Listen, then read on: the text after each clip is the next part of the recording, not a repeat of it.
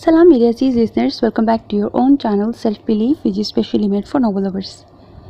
Today is a complete novel named as Payame Eid Bade Saba Lai Hai by Afshan Afridi.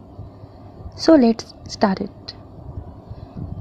दुनिया में बेहिसी के जरासीम बहुत तेज़ी से फैल रहे हैं और अफसोस की बात यह है कि इस बीमारी के ख़िलाफ़ मुदाफ़त पैदा करने के लिए अब तक कोई वैक्सीन दरियाफ़्त नहीं की गई।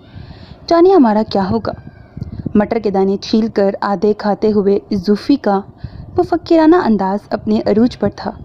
वो चुपचाप सुनने में मशगूल थी कि इस घर में उसका पसंदीदा मशगला एक बेहतरीन सामे का रोल प्ले करना था। छोड़ो, तुम्हें दुनिया की इतनी क्या परवाह है। रह गए हम तो हमारे गिर्द आगा जी की मोहब्बत का मजबूत हिसार मौजूद है। परवाह मत करो। आसमा की बेफिक्री ज़ूफ़ी के तरद्दुद के हम पल्ला थी। तुम भी तो कुछ बोलो अलीसा, क्या ख्याल है? जोनी ने अपनी राय महफूज रखते हुए उसे चौंका दिया, जो खाना बनाने के बाद अंजाम देने वाले कामों की लिस्ट जहन में तरतीब दे रही थी। किस सिलसिले में? लो जी, यहाँ ये आलिम इस्तगराक है और हम हैं कि मुब्तलाए गम। ज़ूफ़ी ने तासुब से सर हिलाया तो वो शर्मिंदा होकर सर झुका गई। चलो ये भी अच्छा है, आगही अजाब होती है, बड़े लोग कह गए हैं। आसमा ने हस्बे मामूल उसका दिफा किया। शाम के धुंधलक्के का वक्त था और उसे फ़िक्र थी कि जल्दी से पुलाव की यखनी पका ली जाए, क्योंकि कोरमा पकने में अभी काफ़ी वक्त था और उसके बाद सलाद, रायता और भी बहुत सी चीज़ों का उसे ही इंतज़ाम करना था। वो तीनों तो अम्मा बेगम की डांट के खौफ से मटर छिलवाने आ बैठी थी, मगर उसे मालूम था जो ही अम्मा बेगम अपना पान दांत साफ़ करने की गर्ज से अंदर जाएंगी, वो तीनों भी टीवी लाउंज में रखे टीवी के गिर्द अकीदतमंदाना अंदाज में जा बैठेंगी। भाभी तो रात को खाने के वक्त ही नीचे आती थी। हाँ, मगर अपने इर्द गिर्द की खबर रखना भी ज़रूरी है, वरना अजीम सानेहों की वकूफ़ पजीरी के अमकानात 50% बढ़ जाते हैं। जोनी ने बमुश्किल ये आलिमाना जुमला तरतीब दिया था। अलीज़ा ने देखा मटर छिल गए हैं, इसलिए सर हिलाकर मुत्तफ़िक होने का अंदिया देती उठ खड़ी हुई। क्या बनाओगी इसका? ज़ूफ़ी की मालूमात किचन से मुतल्लिक़ कामों में सिफर रही थी। मटर के दाने मज़ीद फांकते हुए सवाल किया। पुलाव बनाना है। और वो मौका देखकर लिस्ट गिनवाने जा रही थी कि लाउंज का दरवाज़ा एक धमाके के साथ खुलकर बंद हुआ तो उसका जुमला भी अधूरा रह गया। नौफल हस्बे आदत सख्त तेवरों समेत अंदर दाखिल हुआ था। दाएं तरफ साकित बैठी उन चारों लड़कियों पर नज़र डाले बगैर धड़ धड़ करता सीढ़ियाँ फलांगता वो अपने कमरे की तरफ बढ़ गया था। अलीज़ा के लबों से एक दबी दबी सहमी हुई सांस खारिज हुई, जबकि वो तीनों अपने भाई के हालिया तुंद तेवरों की वजह अखज़ करने की कोशिश में मशगूल हो चुकी थी। वो खामोशी से मटर लेकर किचन में चली आई। पीछे पीछे वो सभी छिलके और ऑयल क्लॉथ उठाए आ गईं। ज़रूर भाई का आज फिर किसी से झगड़ा हुआ है। जोनी को फिक्र लग गई थी। यानी रूटीन की कार्रवाई। आसमा ने बेपरवाही का मुजाहरा मुस्कुराते हुए किया। आगा जी सुबह से कोई 10 बार उन्हें पूछ चुके हैं। शौकत चचा के घर वाले आ रहे हैं, ऐसे मौके पर उनका घर में रहना ज़रूरी है। जोनी ने फिर लबकुशाई की। ज़ूफ़ी इसलिए चुप थी कि अपने ससुराल वालों के बारे में उसका बेलाग तबसरा अक्सर अम्मा बेगम के चंगेज़ी जाहो जलाल को आवाज़ देता, जो उसके फ़लसफ़ियाना नुक्ता नज़र को दीवाने के बड़ से ज़्यादा अहमियत देने को तैयार ना थी। अलीज़ा ने देखा, कौरमे की देगची खोल कर उसमें झांकते हुए वो अपने कई जुमले पीने की कोशिश में मसरूफ़ थी। मेरा ख्याल है अलीज़ा, तुम जाकर उन्हें चाय पेश करो और साथ में आज की ताज़ा खबर यानी ज़ूफ़ी के ससुराल वालों की आमद के बारे में भी मतला कर दो। आसमा नहायत इत्मीनान से उसे हुक्म सादिर कर रही थी, जिसका चेहरा सरासीमगी की वाज़िया अलामत बना हुआ था। कमाल है, तुम तो यूं डर रही हो अलीज़ा, जैसे नौफल भाई के पास नहीं बल्कि कोह निदा की खबर लाने के लिए तुम्हें भेजा जा रहा हो। जोनी ने अपनी जान बख्शी देखकर सुकून का सांस लिया और उसे लताड़ा। मगर वो मुझे कुछ काम है उधर, उसने बेबसी से उज़र तराशा।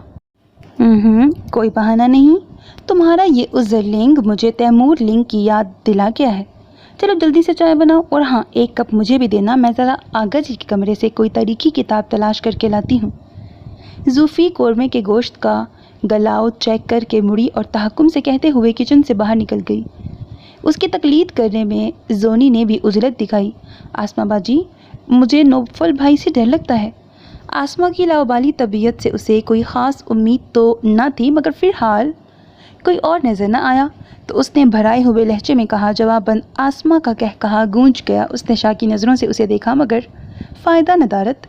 अच्छा बाबा, ठीक है, तुम ऐसा करो, चाय बनाकर मुझे दे देना, मैं पहुंचा दूंगी। खुश? अब जल्दी से काम से लग जाओ। उसका घने बालों से ढका सर थपकते हुए आसमा ने गोया उसमें ज़िंदगी की पुरहरारत लहर दौड़ा दी और ख़ुद कोने में पड़ी गोल मेज़ पर बैठकर चावल चुनने के बहाने कितने ही कच्चे चावल कुतर डाले। अलीज़ा ने कन अखियों से उसे देखा और हस्बे आदत हैरत में गिरते हुए सोचे गई। इस घर के मकीन भी अजीब थे, गज़ब के इंतहा पसंद और शिद्दत पसंद। मोहब्बत और नफ़रत के दरमियान तवाज़न रखने की तरबियत गालिबन की नहीं गई थी, या अगर ऐसी जहमत गवारा की भी गई थी तो उसके खातिर ख्वाह नताइज सामने नहीं आए थे। आगा जी और अम्मा बेगम का मजाज बहुत सीधा था, यानी गुस्सा तो बेहद गुस्सा और प्यार तो इंतहा की हद तक। फिर आकिल भाई थे, माँ बाप, बहन भाई और बीवी के दरमियान अच्छा खासा सैंडविच थे, मगर अतात की हद थी। बीवी के कहने से अलग तो हो गए, मगर यूं के आगा जी के घर के बालाई हिस्से को रिहाइश के लिए अपना लिया। माँ बाप भी उनकी ताबेदारी का दम भरते थे। क्या हुआ जो वो दिन रात उनकी खिदमत में दस्त बस्ता हाजिर ना रहते थे? यही काफ़ी था। शाम ढले जब घर आते तो सबसे पहले अम्मा बेगम के पास आकर बैठते। ताहम इस मुलाकात का तवील तरीन दौरानिया 15 मिनट से ज़्यादा ना होता था। बसूरत दीगर भाभी जान को मनाने में उन्हें अपनी चौथाई तनख्वाह बैक वक्त खर्च करनी पड़ती। उनके बाद ज़ूफ़शां थीं, फ़लसफ़े और नफ्सियात में मास्टर्स करके पिया देश जाने का इंतज़ार में वक्त गुजार रही थीं। उनके दिल में जहाँ भर का दर्द था नहीं था तो अलीज़ा के लिए नहीं था, जो दिन के 24 घंटों में से 18 घंटे किचन में गुजारती थी या फिर घर के बकिया कामों में। हाँ, अलबत्ता उन्हें इस बात का शदीद कल्प था कि उनकी कज़न होने के बावजूद उसने इंटर के बाद तालीम को खैर बात कह दिया था। कम अज़ कम बीए तो करना चाहिए। लिहाजा हम वक्त उसकी ब्रेन वॉशिंग पर आमादा रहती, जिसे डिश वॉशिंग से फुर्सत न थी। आगा जी बहुत दोस्त नवाज, मेहमान नवाज शख्स थे। आकिल भाई का भी कमोबेश वही हाल था, लिहाजा रात गए तक आने जाने वालों का तांता बंधा रहता था। अम्मा बेगम के इखलाक का डंका कुछ यूँ बच रहा था कि मोहल्ले के अलावा भी कई ख़वातीन आए दिन जमघट्टा लगाए रखती। जूफ़ी की दोस्तें कम थीं, मगर जो भी थीं उनकी तरह मुफक्किर थीं। जितनी देर के लिए आती उनकी जान अजाब में रहती। एक तो खातिरदारी, उस पर उनकी नसीहतें ज़िंदगी के बारे में ऐसे ऐसे इंकशाफ करती कि वो अंगुश्ते बदनीदा रह जाती। आसमा का लापरवाह मजाज किसी हद तक घर के माहौल का रद्द अमल था। कभी कभी उसे लगता वह खुद को नज़रअंदाज किए जाने का बदला यूं बेपरवाह बन कर ले रही हैं। ताहम अगर ऐसा था तो भी वो अपनी इस कोशिश में 90% नाकाम थी। शायद इसलिए उसकी लापरवाही और लावालीपन कभी कभी बेहिसी की हद तक जा पहुंचता। जाने यूनिवर्सिटी में और लोगों से उसका कैसा रवैया था, घर में क्या हो रहा है क्या नहीं, इससे उन तीनों बहनों को कोई ख़ास गर्ज नहीं थी। सुनहरा उर्फ जोनी पर भी बड़ी बहनों का रंग गालिब था। अलबत्ता अम्मा बेगम की डांट डपट के बाइस वो कभी कभार अलीज़ा का हाथ बटा देती थी, जिसने चंद साल पहले ही इस घर में पनाह लेकर आहिस्ता आहिस्ता सारी जिम्मेदारी अपने नातवां कंधों पर ले ली थी। बल्कि सच तो ये था कि 80% बोझ इस घर के मकीनों ने ज़बरदस्ती उसके सर मुंड दिया था। मगर इन सब का तरीक़ेकार ऐसा होता कि वो ये सब महसूस करके भी खामोश रहती कि उसके सिवा कोई चारा न था। ये सब उसके मोहसिन थे और एहसानात के बदले के तौर पर वो इतना तो कर ही सकती थी कि हुक्म बजा लाते हुए लबों पर शिकवा न लाए। भाभी का मजाज उसकी समझ में कभी नहीं आया था। उसकी अहम तरीन वजह ये थी कि उनसे सिर्फ खाने की मेज़ पर ही मुलाकात हो सकती थी और उस वक्त अम्मा बेगम के सख्त हुक्म के तहत सिर्फ हाथों को हरकत दी जाती, जबकि ज़बान से महज जायका चखने का काम लिया जाता। नौफल से वो सख्त खौफज़दा रहती थी। बकिया घर वालों की निस्बत उसका मजाज बहुत तुर्श था। बकौल आसमा के किसी आतिशगीर मादे से खमीर उठाया गया था उसका। जब भी हमा वक्त नाक पर गुस्सा धरा रहता। जब तक वो घर से बाहर रहता वो मुतमईन रहती, मगर जो ही घर आता अहकामात का तांता बंध जाता और वो तामील करते करते हाँफने लगती। ایسے میں زونی جو کہ اس کی آمد سے پہلے نوفل کے زیر تسلط رہا کرتی تھی فوراً ادھر ادھر ہو جاتی۔ یہ تو اماں بیگم کا دم غنیمت تھا کہ اس کے لیے ڈھال بن جاتی، ورنہ نوفل کے اشتعال کے آگے بند باندھنا ایک مارکہ عظیم ہی تھا۔ علیزہ کی تو روح فنا ہوتی تھی اس سے۔ زونی اور زوفی خوب ہنستی، مگر اس کی مدد کے لیے آگے آنا ان کا شعار نہ تھا۔ مگر اس وقت جانے کیسے قسمت یاوری کر گئی تھی کہ آسماں نے اس کی جان خلاصی کرا دی۔ چائے بنا کر آسماں کو تھماتے ہی اس نے پلاؤ کی یخنی چڑھائی اور قورمے کو آخری مراحل سے گزار کر ایک طرف رکھا۔ جتنی دیر میں یخنی بنی، رائتہ اور سلاد بھی اس نے تیار کر لیا، لہٰذا جس وقت وہ فارغ ہوئی رات کے 8 بج رہے تھے۔ بس اب مہمان آتے ہی ہوں گے۔ ایپرن سے ہاتھ صاف کرتے ہوئے اس نے قدرے سکون کا سانس پا کر سوچا، مگر یہ سکون عارضی تھا۔ اسی لمحے نوفل اندر داخل ہوا تو اس کی ساری سستی کافور ہو گئی۔ جھٹ الرٹ پوزیشن میں بیٹھے سے کھڑی ہو گئی۔ سبز قہوے کی 2 پیالیاں بنا کر میرے کمرے میں پہنچاؤ، میرا دوست آیا ہے۔ اس کے جھکے چہرے پر تھکن رقم تھی، مگر نوفل ہمیشہ کی طرح حکم صادر کرتا، جیسے آیا تھا ویسے ہی لوٹ گیا۔ اس کے لیے اتنا ہی بہت تھا کہ وہ چلا گیا ہے۔ اس کے دوست کی آمد کا مطلب اب وہ زوفی کے سسرال والوں سے نہیں ملے گا، گویا کھانا وہ سکون سے کھا لے گی، مگر آغا جی یقیناً خفا ہوں گے۔ سبز قہوے کی خوشبو سے لطف اندوز ہوتے ہوئے وہ سوچ رہی تھی۔ باہر نکلی تو زونی کپڑے تبدیل کر کے تیار ہوئی لاؤنج میں ٹہل رہی تھی۔ اسے ٹرے تھما کر اس نے جلدی سے کپڑے بدلنے کا عذر تراشا، اپنے اور آسماں کے مشترکہ کمرے میں چلی آئی۔ ہوا میں خنکی تھی، مگر کچن میں مسلسل کام کرنے سے وہ خاصی تھک گئی تھی، اس لیے گرم گرم بات لے کر فریش ہو گئی۔ کمرے کے باہر سے آنے والی آوازوں سے لگ رہا تھا کہ مہمان آ گئے ہیں۔ اس نے جلدی جلدی گیلے بالوں کو تولیے سے اور پھر ہیئر ڈرائر کی مدد سے خشک کیا اور جلدی سے دوپٹہ پھیلا کر کچن میں آ گئی۔ کھانا فوراً ہی لگانا تھا۔ اماں بیگم کا حکم اس کے پیچھے چلا آیا۔ آسماں غالباً زوفی کی تیاری میں مدد کر رہی تھی۔ بھابھی بھی نیچے آ گئی تھیں اور زوفی کی ہونے والی نندوں سے بے حد خوش اخلاقی اور خوش مزاجی سے باتیں کرنے میں مصروف تھی۔ اس نے متحیر ہو کر انہیں دیکھا۔ کیسی تھیں وہ؟ گھر سے باہر لوگوں کے لیے ملنسار اور ہنسمکھ، جبکہ گھر والے ان کے کڑوے مزاج سے خائف رہتے تھے۔ کھانے کی میز سیٹ کر کے اس نے سب کو بلا لیا۔ آغا جی نے آتے ہی نوفل کا پوچھا تھا۔ اس نے قصداً خود کو انجان ظاہر کیا، ورنہ اتنے سارے لوگوں میں آغا جی کے سوالات کا جواب دینا اس کے بس کا روک نہ تھا۔ اماں بیگم البتہ سب کو اصرار کر کے سرو کر رہی تھی۔ بھائی کے دوست آئے ہوئے ہیں۔ زونی مری مری آواز میں والد کو مطلع کرنے لگی اور حسب توقع آغا جی کا گندمی رنگ والا چہرہ غصے کی شدت سے تپ اٹھا۔ اس سے کہو چچا کو آ کر سلام کرے۔ جاؤ علیزہ بیٹے، اسے بلا کر لاؤ۔ وہ کھسکنے کی کوشش میں تھی۔ آغا جی نے اسے پکار لیا۔ اس کا تو دم فنا ہونے لگا، مگر حکم حاکم مرگ مزاجات اسے اوپر کی طرف جانا ہی پڑا۔ 10-12 سٹیپ کی یہ سیڑھی اسے پل صراط لگ رہی تھی۔ دائیں جانب بنے یہ 2 کمرے نوفل کے لیے مختص تھے۔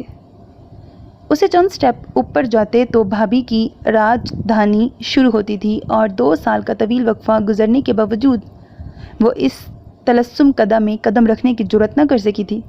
کپ کپاتے ہاتھوں سے دروازے پر دستک دینے کی کوشش کر رہی تھی کہ دروازہ ایک جھٹکے سے کھل گیا۔ وہ اپنی جگہ بھونچکاس سی رہ گئی۔ نوفل غالباً باہر کہیں جانے کی تیاری میں تھا۔ دوست بھی شاید جا چکا تھا۔ اسے سامنے دیکھا تو بھویں اچکا کر سوالیہ نظریں اس پہ ٹکا دیں۔ وہ آغا جی آپ کو بلا رہے ہیں۔ کیوں؟ حد درجے تند لہجہ۔ وہ مزید سہم گئی۔ جی وہ زوفی باجی کے سسرال والے آئے ہیں۔ کتنا مشکل تھا جملہ مکمل کرنا۔ اچھا۔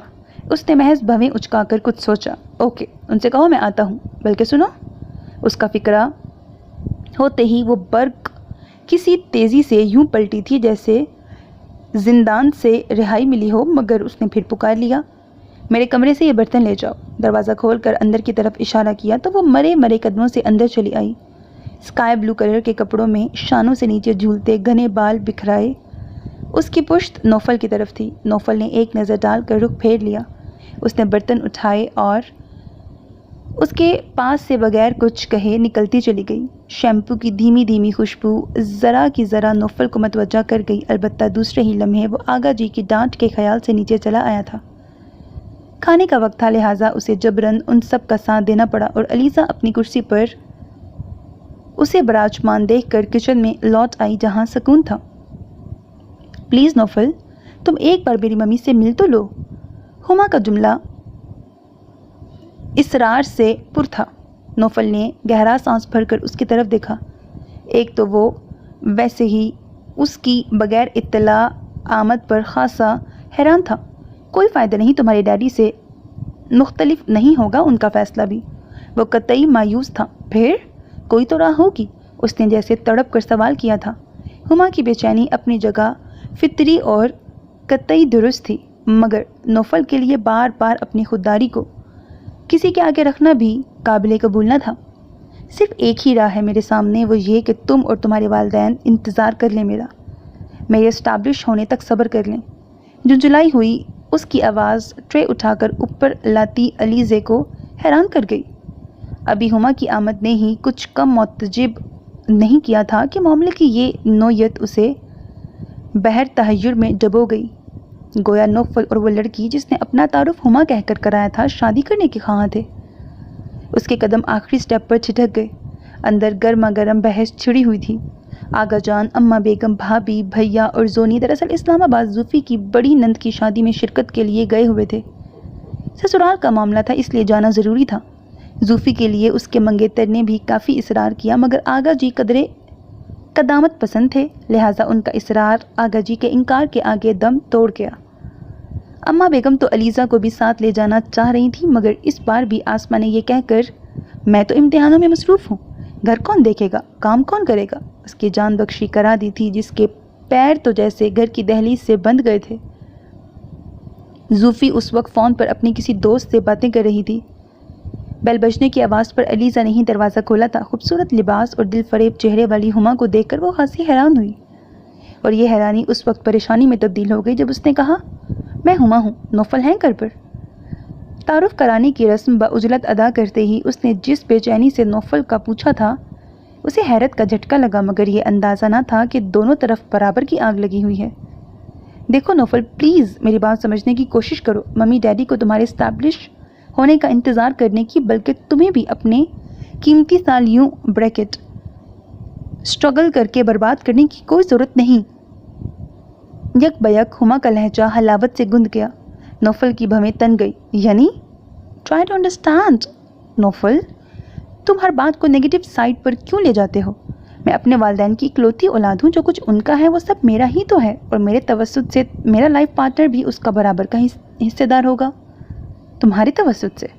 اس نے ایک ایک لفظ گویا چبایا۔ اس کا مطلب تو یہ ہے کہ میں تمہاری خاطر اپنی انا قربان کر دوں، محبت کے نام پر خودداری بیچ ڈالوں اپنی؟ بہت افسوس ہوا ہے ہما تمہارے لبوں سے یہ الفاظ سن کر۔ تم جسے دعویٰ ہے کہ وہ نوفل آفندی کو جانتی ہے، یہ سب کہنے سے پہلے تمہیں سوچنا تھا کہ نوفل اپنے پندار کو لگنے والی کوئی ٹھیس برداشت نہیں کر سکتا۔ خدا کے لیے نوفل، میری پوری بات تو سنو۔ ممی ڈیڈی تمہیں ڈی گریڈ کرنے کے لیے نہیں، بلکہ میری تمہاری زندگی کو پرسکون بنانے کے لیے ایسا کہہ رہے ہیں۔ فائدہ ہے اس میں ہم دونوں کا، آخر تم سمجھتے کیوں نہیں؟ ہما کے نرم لہجے میں بھی قدرے ضد اور خود سری تھی، وہی اپنی بات منوا لینے کی چاہ جو کہ خود نوفل کی ذات میں بھی بلکہ خون میں شامل تھی۔ ہما کے ضدی پن کا ثبوت تھی۔ سب سمجھتا ہوں میں، تمہارے والدین مجھے گھر داماد بنا کر دراصل مجھے اپنا ماتحت بنانا چاہتے ہیں۔ میں رشتوں کو دولت سے نتھی کرنے کا عادی نہیں، اور نہ ہی تم سے شادی کرنے کا فیصلہ کرتے ہوئے میں نے ایسا کچھ سوچا تھا۔ یاد کرو، میں نے تمہیں پہلے ہی یہ باور کرا دیا تھا کہ میرے لیے میرا پروفیشن ایک جنون ہے، آگے بڑھنے کی لگن ہے مجھ میں۔ مجھے کسی کو، خصوصاً تمہیں، سیڑھی بنانے کی کوئی ضرورت نہیں۔ اس کی بات کاٹ کر اس نے دو ٹوک لہجے میں فیصلہ سنا ڈالا۔ باہر علیزہ اس صورتحال پر ساکت کھڑی تھی۔ اندر جائے یا نہیں، اسی تذبذب نے قدم روک رکھے تھے۔ نوفل کے غصے سے تو وہ ویسے ہی ڈرتی تھی، اس وقت تو اور بھی اس کا انداز جدا تھا، پھر معاملے کی نوعیت بھی گمبھیر تھی۔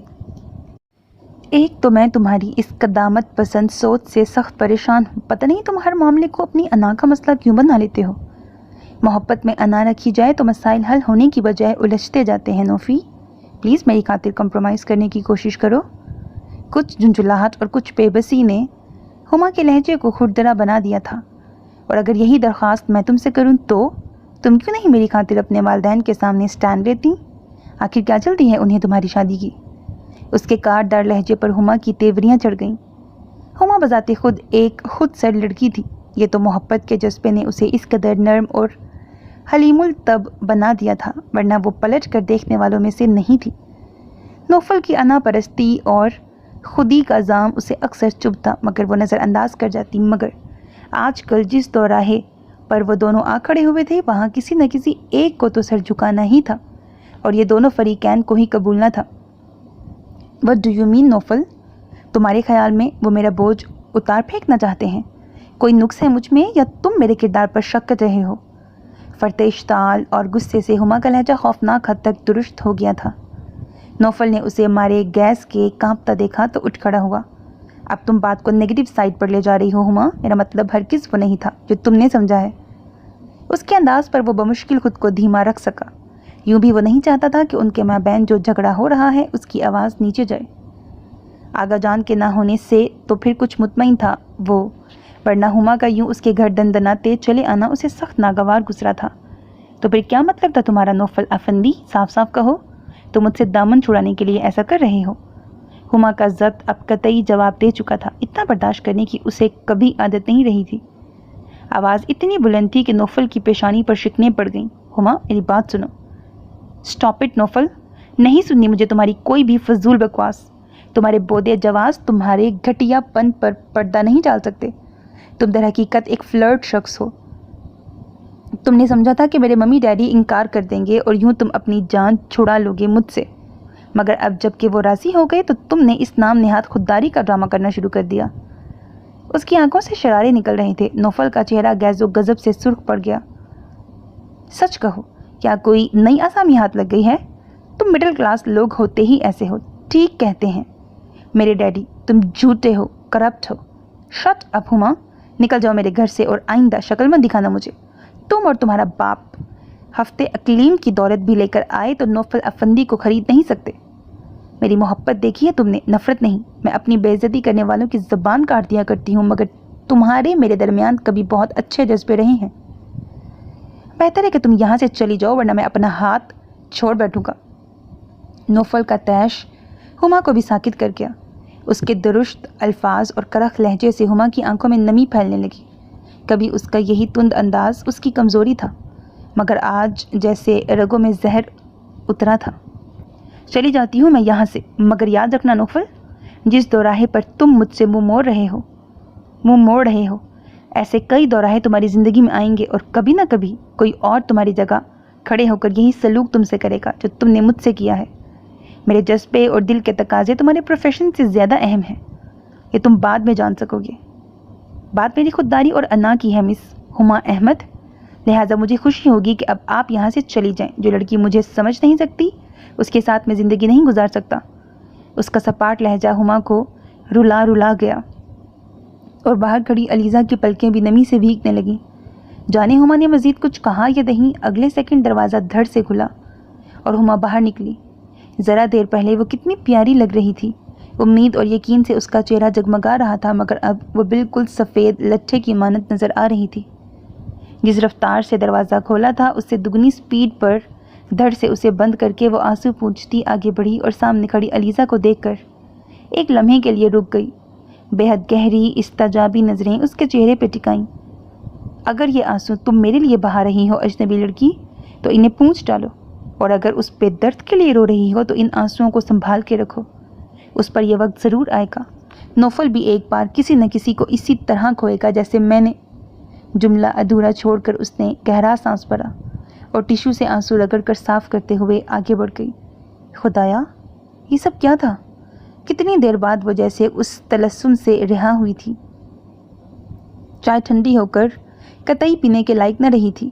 اس نے نوفل کے کمرے کے بند دروازے پر چند ثانیے کے لیے نگاہ جمائی اور آنکھوں میں آئی نمی کو بمشکل پیتی نیچے چلی آئی۔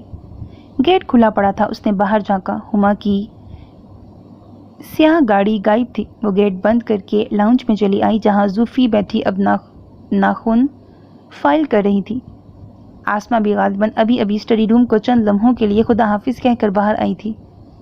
ज़ोफ़ी बाजी, वो कुछ घबराई घबराई सी ज़ूफ़शा के पास चली आई। लहजे में सवाल था ना खताब, बस वह यूं ही उसे पुकार बैठी थी। क्या हुआ? नौफल और हुमा के लिए परेशान हो? अरे छोड़ो यार, समुंदर की तुगयानी पूरे चांद की मरहूने मिन्नत होती है। जब चांद घटने लगता है तो तूफान भी थम जाते हैं। आसमा के बेपरवाह लहजे में जाने क्यों थकन थी। वो उनकी मालूमात पर बेतहाशा हैरान हो गई। ये सब तो यूं ही होना था। एक मयान में 2 तलवारें और एक घर में 2 सरबराह नहीं रह सकते। हाकिम और महकूम ही साथ साथ रहने के लायक होते हैं, जबकि मसावी ताकत के हामिल लोग सिर्फ बरसरे पेकार रहते हैं एक दूसरे के खिलाफ। अच्छा हुआ उन्होंने जल्द रास्ता बदल लिया। ज़ूफ़ी का मुफक्कराना अंदाज हनूस कायम था। नेल फाइलर रोक कर ज़रा की ज़रा उसके सुते हुए चेहरे पर नज़र डालते हुए उसने कहा था, अलीज़ा समझ नहीं सकी कि उसे तसल्ली दी गई है या हकीकत हाल से वाकिफ़ किया गया है। मगर अब क्या होगा? वो पूछ रही थी। मोहब्बत का घरौंदा टूटे तो कितनी किरचियाँ लड़की की ज़ात में बिखर कर उसे ज़ख्म ज़ख्म करती हैं, और उस दर्द से वाकिफ़ थी वो। उस दर्द से वाकिफ़ थी। ये दुख उसने भी झेला था। ज़िंदगी हमेशा आगे की तरफ सफ़र करती है। रुकने वालों और पीछे मुड़ कर देखने वालों को कुचल दिया जाता है। हुमा और नौफल जानते हैं, बहुत अच्छी तरह से समझते हैं। ज़ूफ़शा की बात अक्सर मोमो में होती थी, या शायद उसकी समझ में ही वो बातें नहीं आया करती थी। वो समझ कर भी ना समझ पाती थी। लिहाजा उस लम्हे भी मुज़महिल और मलूल सी किचन में लौट आई। दोपहर का खाना खाने में यूं भी तो देर हो गई थी। जो कुछ भी हुआ अच्छा नहीं हुआ नौफल। ज़की उसके ऑफिस में बैठा कितनी देर बाद बोल सका था। नौफल की पुरसोच आंखों में तासुफ और उसकी बात पर ताईद झलक रही थी। वो इस तरारी हालत में रोलिंग चेयर को मुस्तकिल गर्दिश कर रहा था। मुझे एहसास है हुमा मेरी ज़िंदगी में बहुत अहमियत रखती थी। वो अपने दिल का दर्द अगर किसी पर आश्कार करता था तो वो सिर्फ ज़की था, वरना घर में और घर से बाहर उसकी किसी से इतनी कुर्बत ना थी। थी से क्या मतलब? क्या तुम उसे इतनी आसानी से भुला सकते हो? ज़की का कड़ा सवाल उसे खामोश कर गया। शायद नहीं, मगर तुम जानते हो मैं एक प्रैक्टिकल इंसान हूँ। दुख को ज़िंदगी का हिस्सा ज़रूर समझता हूँ, मगर उसे रोग बनाकर पालना मेरा शेवा नहीं। जो गुजर गया उसे हादसा समझकर भुला तो नहीं सकता, मगर ज़ख्मों की निगहदाश्त करने से बेहतर है कि मैं खुद को मसरूफ़ रखूँ।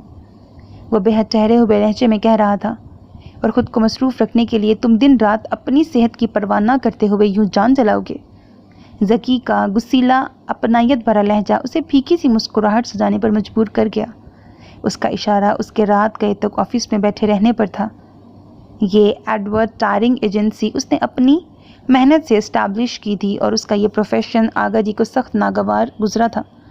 दर हकीकत यहीं से उसके और आगा जी के दरमियान इख्तलाफात की इब्तदा हुई थी। वो NCA का तालिब इल्म था। आगा जी उसकी इस तालीम के भी खिलाफ थे। उनकी ख्वाहिश थी कि वो CSS का इम्तिहान दे, मगर नौफल की खुरदरी शख्सियत के पीछे एक तख्लीकी फनकार छुपा हुआ था। लिहाजा आगा जी की सख्ती के बावजूद उसने NCA से मुकम्मल तालीम हासिल की और फिर ज़ाती बजट पर यह एजेंसी खोली, जिसका मशवरा उसके किसी दोस्त ने उसे दिया था। बज़ाहिर आर्ट का इससे डायरेक्ट कोई ताल्लुक ना था, मगर उसमें एक तरह की क्रिएटिविटी थी। हुमा की नाराज़गी के सबब उसके डैडी की तमाम प्रोडक्ट्स का अकाउंट उससे छिन गया था, मगर उसे गम ना हुआ। जब हुमा ही उसे ना समझ सकी थी तो फिर उसके डैडी से भी उसे कोई शिकवा ना था। कम ऑन ज़की, अब ऐसी भी कोई बात नहीं यार। मैं खुद को जला नहीं रहा, बल्कि एक मकसद है मेरे सामने, एक मंजिल है जो मेरी नज़र का मरकज़ है। मुझे वहाँ तक पहुँचना है दोस्त, और उसके लिए मेहनत करना ज़रूरी है। यकदम फाइल के बिखरे पेपर्स समेट कर उसने खुद को मसरूफ़ ज़ाहिर करते हुए सरसरी अंदाज अपनाया, और जब नज़र उठाई तो ज़की की संजीदा निगाहें खुद पर मुर्तकिज़ देख कर मुस्कुरा दिया। ओफो भाई, अब इतने संजीदा भी ना बनो। ईमान से खौफ आ रहा है मुझे तुमसे ज़की। गहरा सांस भर कर वो रह गया। ज़की के इसरार पर रात का खाना बाहर खाकर जब वो काफ़ी देर से घर लौटा तो हस्बे मामूल अलीज़ा ने ही गेट खोला था। वो अपनी बाइक खड़ी करके जब तक ऊपर आया वो खाना गर्म करके ले आई थी। उफ, इस कदर चुस्ती। खाने की ट्रे उठाए उसे अंदर आने का मुंतज़िर देख कर वह कुछ झुंझला सा गया। खाना खा लीजिए।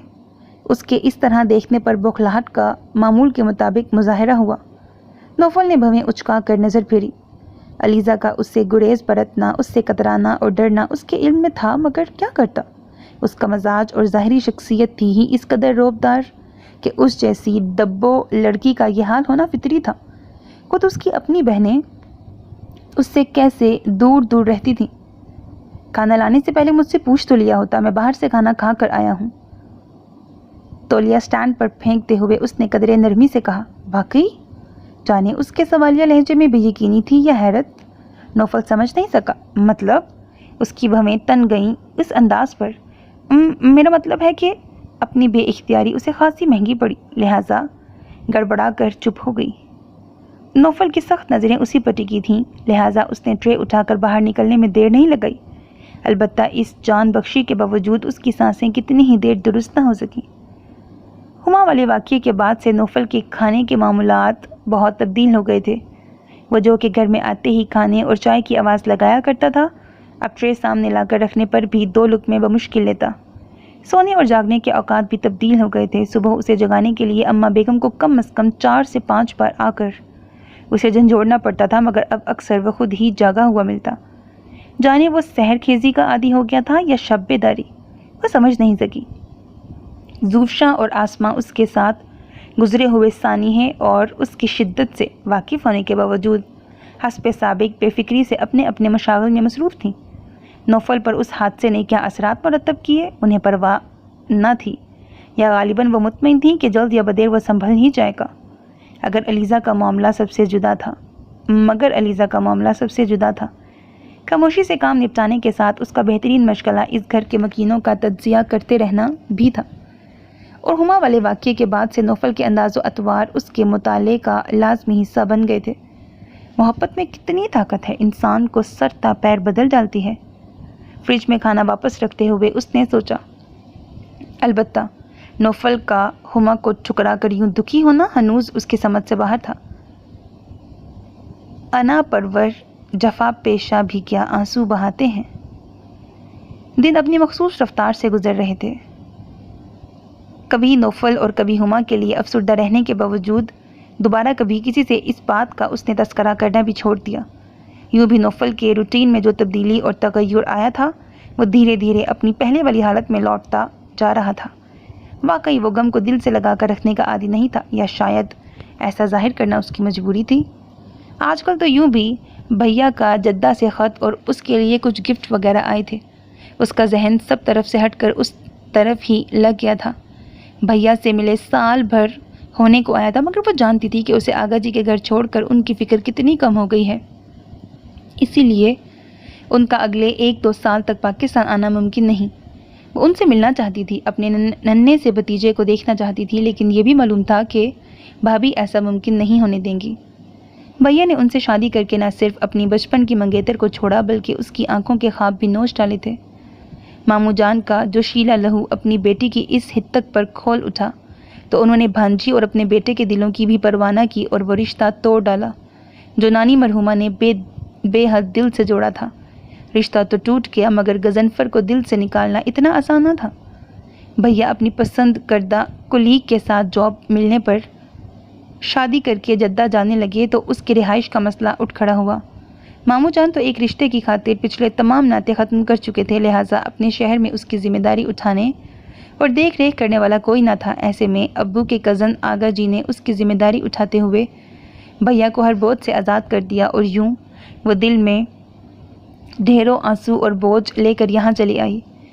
یہاں کا ماحول شروع میں اسے بے حد عجیب لگا، سوائے ان 3 بہنوں کے باقی سب لوگ الگ الگ رہتے۔ آغا جی اور اماں بیگم کی اپنی مصروفیات تھیں تو نوفل کے اپنے مشاغل۔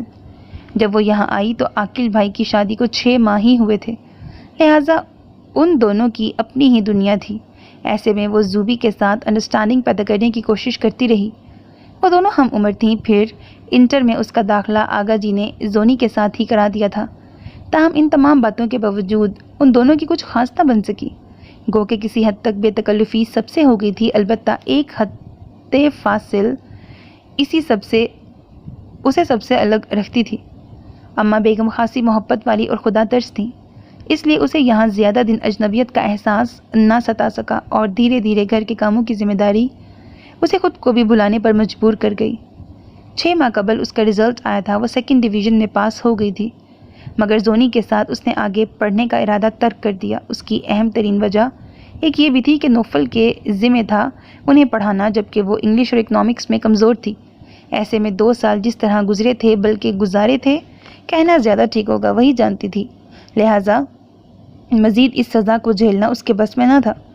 بھیا نے یہ گفٹ بھابھی سے چھپ کر اتنے عرصے بعد اس لیے بھجوائے تھے کہ ان دنوں جب کہ اس کا نتیجہ آیا تھا، بھابھی ایک بیٹے کو جنم دینے کے بعد کافی سیریس حالت میں ہاسپٹل ایڈمٹ تھیں۔ ان کی دیکھ بھال اور پھر بچے کی خوشی میں انہیں شاید یاد نہیں رہا تھا، اور اب جب کہ کئی ماہ بعد ان کی روٹین سیٹ ہوئی اور اس کا پچھلا خط پڑھنے کی فرصت ملی، انہوں نے اس کے لیے اپنے دوست کی معرفت کچھ سامان بھیجا تھا۔ اف، کتنے خوبصورت کپڑے ہیں، اور یہ جیولری، واو! زونی پیکٹ کھول کر جھومتے ہوئے تعریف کیے جا رہی تھی۔ وہ دھیرے سے مسکرا دی۔ یہ تم لے لو زونی۔ دوستانہ انداز میں زونی کا پسند کردہ سوٹ اس کی طرف بڑھایا۔ ارے نہیں بھائی، میں اس لیے تو نہیں کہہ رہی تھی۔ زونی خفیف ہو گئی۔ اور کیا یہ سب تمہارے لیے ہے؟ تم استعمال کرنا، بلکہ یوں کرو، کل میرے ساتھ چل کر 1-2 سوٹ سلوانے کے لیے ٹیلر کو دے آؤ۔ زوفشا نے زونی کی تائید کرتے ہوئے خلاف توقع آفر کر ڈالی۔ وہ حیران تھی کہ اس پیشکش پر کیا کہے کہ اماں بیگم نے زوفشا کی بات کاٹ دی۔ کوئی ضرورت نہیں کچھ سلوانے کی، یہ سب میں علیزہ کے جہیز کے لیے اٹھا کے رکھ رہی ہوں۔ گھر میں پہننے کے کپڑے میں خود سلوا چکی ہوں تم سب کے۔ انہوں نے سامان سمیٹ کر اس مخصوص سوٹ کیس میں رکھ دیا جس میں کہ پچھلے سال سے علیزہ کے نام کا جہیز جمع ہونا شروع ہو چکا تھا۔ بریکٹ غالباً بھیا کی ہدایت تھی۔ بھیا جو کچھ بھیجتے وہ جمع کر دیا جاتا تھا، اور اس کی ضرورت کا عام سامان اماں بیگم زونی وغیرہ کے ساتھ خود اسے منگوا کر دیتی تھی۔ وہ انکار کرتی مگر ایک نہ چلتی۔ ایسے میں اگر آغا جی اسے ہیل و حجت کرتا دیکھ لیتے تو بہت خفا ہوتے۔ ایسی محبت کو کھونا بھی عظیم نقصان تھا، لہٰذا اس نے اب کچھ کہنا چھوڑ دیا تھا۔ گرمیوں سردیوں کے کپڑے آتے جاتے کے کپڑے، جوتے، جیولری اور ہلکے پھلکے میک اپ کا سامان اس کے کہنے سے پہلے ہی آ جاتا۔ وہ ممنون ہوتی مگر زبان سے کچھ کہہ نہ پاتی۔ بس اماں بیگم کی گود میں سر رکھ دیتی تو وہ ہنس پڑتی۔ کم آن اماں، آپ اس کی شادی کریں گی؟ اس چھوٹی کی؟ زوفشا جہیز کے نام پر چونکتے ہوئے بے حد حیرت سے بولی تو وہ جھینک گئی۔ تو اور کیا، لڑکیاں تو ہوتی ہی پرایا دھن ہیں، اور یہ تو یوں بھی امانت ہے اپنے بھائی کی۔ اس نے کہہ دیا ہے کہ چچی کسی اچھی جگہ اس کا رشتہ کر دیں، اور رہ گئی عمر کی بات، تو عمر کا کیا ہے؟ شادی ہوتے ہی لڑکی عورت بن جاتی ہے، گھر بار کی ذمہ داری سر پہ پڑتی ہے، تو آپ بردباری آ جاتی ہے لڑکی میں۔ اماں بیگم نے پان دان کھول کر لمبا چوڑا لیکچر دیا جس میں در حقیقت زوفشا اور آسما کو ڈھکا چھپا سنایا گیا تھا، جنہوں نے اماں بیگم کے لاکھ چاہنے پر بھی ایم اے سے پہلے شادی کے لیے حامی نہیں بھری تھی۔ آسما بھی ڈبل ایم اے کا تہیہ کیے بیٹھی تھی۔ گویا بردباری کا تعلق عمر سے نہیں شادی سے ہے۔ زوفشا کی فلسفیانہ جرح شروع ہو چکی تھی۔ اس نے دیکھا اماں بیگم کے چہرے پر جلال نمودار ہونے لگا تھا۔ آسما حسب معمول بے فکری سے چھالیاں کاٹتے ہوئے سب کی سننے میں مصروف تھی۔ اس بات پر مسکرا دی۔ بیکار کے سوال مت کیا کرو لڑکی، اپنی عمر تو تم نے اس منہ فلسفے کی نظر کر ہی دی ہے، اب بچیوں کو تو نہ بگاڑو۔ اماں نے بے حد غصے سے پان دان بند کیا۔ آسما نے بمشکل اپنی انگلی بچائی۔ کمال کرتی ہیں آپ بھی اماں، میں انہیں کب بگاڑ رہی ہوں؟ میں تو بس اتنا کہہ رہی ہوں کہ پہلے انہیں اتنی عقل تو آ جانے دیں کہ یہ رشتوں کی نزاکتیں سمجھ لیں، پھر کر دیجیے گا شادی بھی۔ ابھی خود کو تو سنبھال نہیں سکتی، کسی اور ذمہ داری کی کیا خاک اٹھائیں گے؟ زوفشا آج پھر پٹری سے اتر گئی تھی۔ زونی نے ممکنہ صورتحال کا اندازہ کرتے ہی باہر کی راہ لی۔ آسما البتہ ایسے سین بڑے شوق سے دیکھتی تھی، جبکہ وہ اماں بیگم کے حکم کی منتظر تھی۔ رہنے دو لڑکی، اپنا یہ فلسفہ تمہیں بہت آگے ہی رشتوں کی نزاکتیں سمجھ میں۔ ایم اے کر کے منشی فاضل بنا جا سکتا ہے، مکمل عورت نہیں۔ اے بچی، یہ نزاکتیں رشتے بنانے سے سمجھ میں آتی ہیں، کتابیں چاٹنے سے نہیں۔ تم مجھے بتاؤ، ایم اے کر کے بھی تم وہ ذمہ داری اٹھا سکتی ہو جو یہ انٹر پاس بچی اٹھا رہی ہے؟ محض باتوں سے پیٹ نہیں بھرتا، پاؤں ہاتھ چلانے والے ہی دنیا پر راج کرتے ہیں۔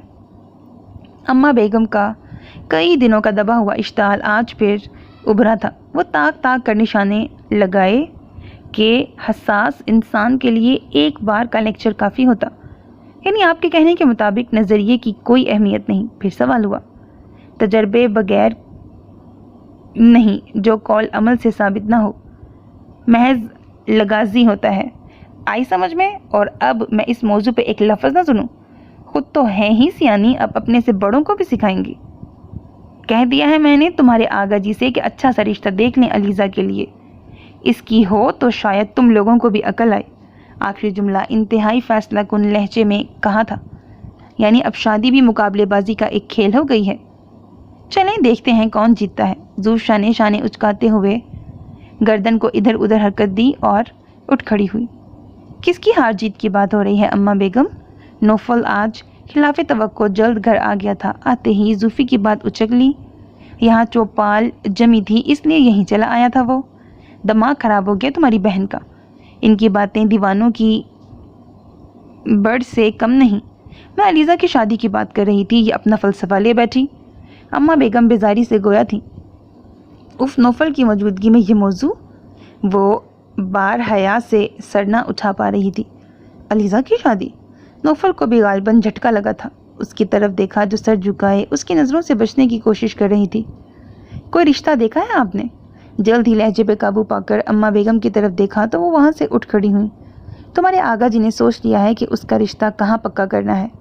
اماں بیگم کچھ ٹال مٹول کرنے کی صحیح کر رہی تھیں۔ ان تینوں کو یکدم خود بدھ لگ گئی، مگر کس سے؟ آسماں اور زوفشا بھی نوفل کے استفسار پر سراپا سوال بنی پاس آ گئیں۔ اماں بیگم انہیں دیکھ کر کچھ سٹ پٹاسی گئیں۔ ارے بھائی تم لوگوں کو کیا کھوج لگ گئی ہے؟ وہ ہماری کزن ہے اماں، آسماں نے وجہ بتائی۔ جلد پتہ چل جائے گا بیٹا، لڑکا دیکھا بالا ہے اور گھر کا ہے، اچھا کھاتا کماتا اور شریف ہے، اور کیا چاہیے؟ انہوں نے سرسری سا بتایا۔ گھر کا ہے؟ آسماں نے یہ جملہ پکڑ لیا۔ کس کے گھر کا ہے؟ کہیں ہمارے ہی گھر کا تو نہیں؟ زوفشا نے جلد ہی نتیجہ نکال لیا تھا۔ قدرے شوخی سے نوفل کو دیکھا تو وہ یکدم جھلا کر اٹھ کھڑا ہوا۔ کیا بکواس ہے یہ؟ اماں سن لیں، میں ابھی شادی نہیں کرنا چاہتا۔ اگر آغا جی ایسا کچھ سوچ رہے ہیں تو انہیں منع کر دیں۔ یوں بھی ایسی دبوں اور کنویں کی مینڈک بنی لڑکیاں سخت ناپسند ہیں مجھے جب شادی کرنی ہوگی آپ کو بتا دوں گا کس سے کرنی ہے، یہ فیصلہ بھی میرا ہوگا۔ البتہ علیزہ کی شادی کے لیے آپ جتنا کہیں گی میں خرچ کرنے کو تیار ہوں۔ متحیر بیٹھی تینوں خواتین کو بولنے کا موقع دیے بغیر وہ اپنا فیصلہ سناتا چلا گیا۔ بہت خوب بیٹا، اپنے سارے فیصلے خود ہی کرنے ہیں تو ہم پہ یہ احسان نہ کرو۔ جس بچی کی ذمہ داری ہم نے اپنے کندھوں پہ لی ہے اسے اٹھانے کی سکت ہے ہم میں۔ تمہارے سہارے کی ضرورت نہیں، یوں بھی سہارا دینا ہے یا نہیں یہ فیصلہ بھی تمہارا ہوگا، تو پھر بھلا تمہاری طرف دیکھیں ہی کیوں؟ اپنے پیسے کا احسان اپنے تک رکھو، یہی بہت ہے ہمارے لیے۔ وہ بچی جسے تم کنویں کا مینڈک کہتے ہو، ایسی ہی لڑکیاں گھر بساتی ہیں۔ شمع محفل اور گھر کے چراغ کا بھلا کیا مقابلہ؟ خدا تمہارا نگہبان ہو۔ تمہارے آغا جان ٹھیک ہی کہتے ہیں کہ تم اس کے لائق نہیں۔ میں ہی بے وقوف تھی کہ اپنے بیٹے کے سر پر صحرا سجانے کا ارمان کر بیٹھی، یہ نہ سوچا کہ اس کے فیصلہ کرنے کا اختیار بھلا ہمیں کہاں۔ اچھا ہی ہوا کہ انہوں نے کئی باہر ہی رشتہ دیکھا ہے اس کے لیے۔ تم واقعی اس کے لائق نہیں۔ ان کے لہجے میں دکھ تھا۔ نوفل کا اکھڑ کھردرا انداز اور فیصلہ کن لہجہ اماں بیگم کے دل میں ترازو ہو گیا تھا۔ جب دکھے دل سے سنانے پر آئیں تو سناتی چلی گئیں۔ نوفل اپنے لفظوں پر نادم سا ہو گیا۔ اس پر متضاد یہ خبر بھی کہ آغا جان نے کہیں اور رشتہ پکا کرنے کا سوچ رکھا ہے اسے مزید شرمندہ کر گیا۔ زوفشا کا جملہ سن کر وہ بھڑک اٹھا تھا مگر ندامت سے پیشانی ارک ارک تھی۔ آئی ایم سوری اماں بیگم، آئی سویئر میرا مطلب آپ کو ہرٹ کرنا ہرگز نہ تھا، پلیز خفا مت ہوں۔ وہ بے اختیار ان کے پاس آ بیٹھا اور مضبوط بازو ان کے گرد حائل کر دیا۔ آسماں اور زوفشا جیسے کسی تلسم کے زیر اثر چپ چاپ بیٹھی تھیں۔ بات ہوئی بھی اور ختم بھی ہو گئی۔ اب تو معافی تلافی چل رہی تھی۔ وہ لاکھ خود سے صحیح مگر اماں بیگم کو دکھی کرنے کا تو وہ سوچ بھی نہیں سکتا تھا۔ آغا جی کی مطلق العنانی کے سامنے ہمیشہ وہ اس کی ڈھال بنتی رہی تھیں۔ فطری طور پر وہ ان سے بہت زیادہ قریب تھا۔ مجھے خفا ہو کر کیا کرنا بیٹا، مگر زندگی کو پرکھو اور سمجھو کہ اس دھند میں بھٹک رہے ہو میرے بچوں۔ رشتوں اور محبتوں سے زیادہ کوئی چیز اہم نہیں۔ زندگی اسی کا نام ہے جو چیز آنکھ کو بھائے، ضروری نہیں کہ دل کا سکھ چین بھی اسی سے بندھا ہوگا۔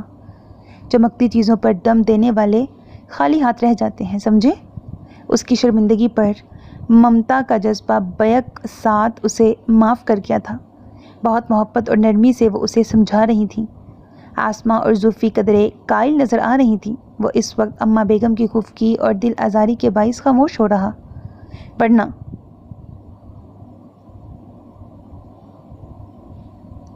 زہابیہ ولید کا نام اس کے لبوں پر مچلنے کو بے چین تھا، مگر فی الحال وہ ان سے کچھ کہہ نہیں سکتا تھا۔ فی الوقت تو شادی کا کوئی ارادہ بھی نہیں تھا، البتہ یہ طے تھا کہ جب بھی اس کے پاؤں جمے وہ زہابیہ کے سامنے دستے سوال ضرور دراز کرے گا۔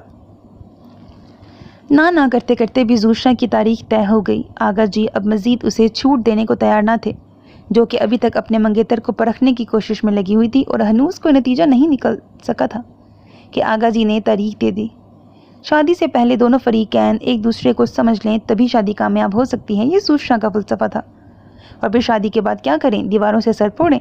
ارے لڑکی، ہم نے تو شادی کے بعد ہی تمہارے آغا جی کو دیکھا، تو کیا ہماری ذہنی ہم آہنگی نہیں ہوئی؟ اماں بیگم اپنے نظریے پر جمی ہوئی تھیں۔ یہ تو آپ کی خوش قسمتی ہے اماں، زوشا کے پاس نقطوں کی کمی نہ تھی۔ انشاءاللہ تمہاری قسمت بھی اچھی ہوگی بیٹا۔ خوش آئند خیالات کے ساتھ مستقبل کا استقبال کرو، بیکار کے گمان منزل سے بھٹکا دیتے ہیں بندے کو۔ زوفی کے بالوں میں نرمی سے انگلیاں پھیرتے ہوئے انہوں نے جس محبت سے کہا، زوشا کے لیے خاموش ہو جانے کے علاوہ کوئی چارہ نہ تھا۔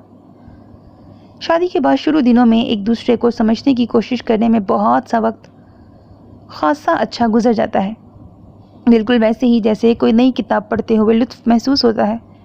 پہلے سے پڑھی ہوئی کتابوں میں کوئی مزہ نہیں ہوتا بیٹا، اور مرد کے لیے عورت بھی ایک کتاب کی مانند ہوتی ہے، اگر پہلے سے پڑھ لے تو ادھر ادھر ڈال کر بھول جاتا ہے۔ آئی سمجھ؟ اس کی خاموشی انہیں قائل ہونے کی دلیل لگی۔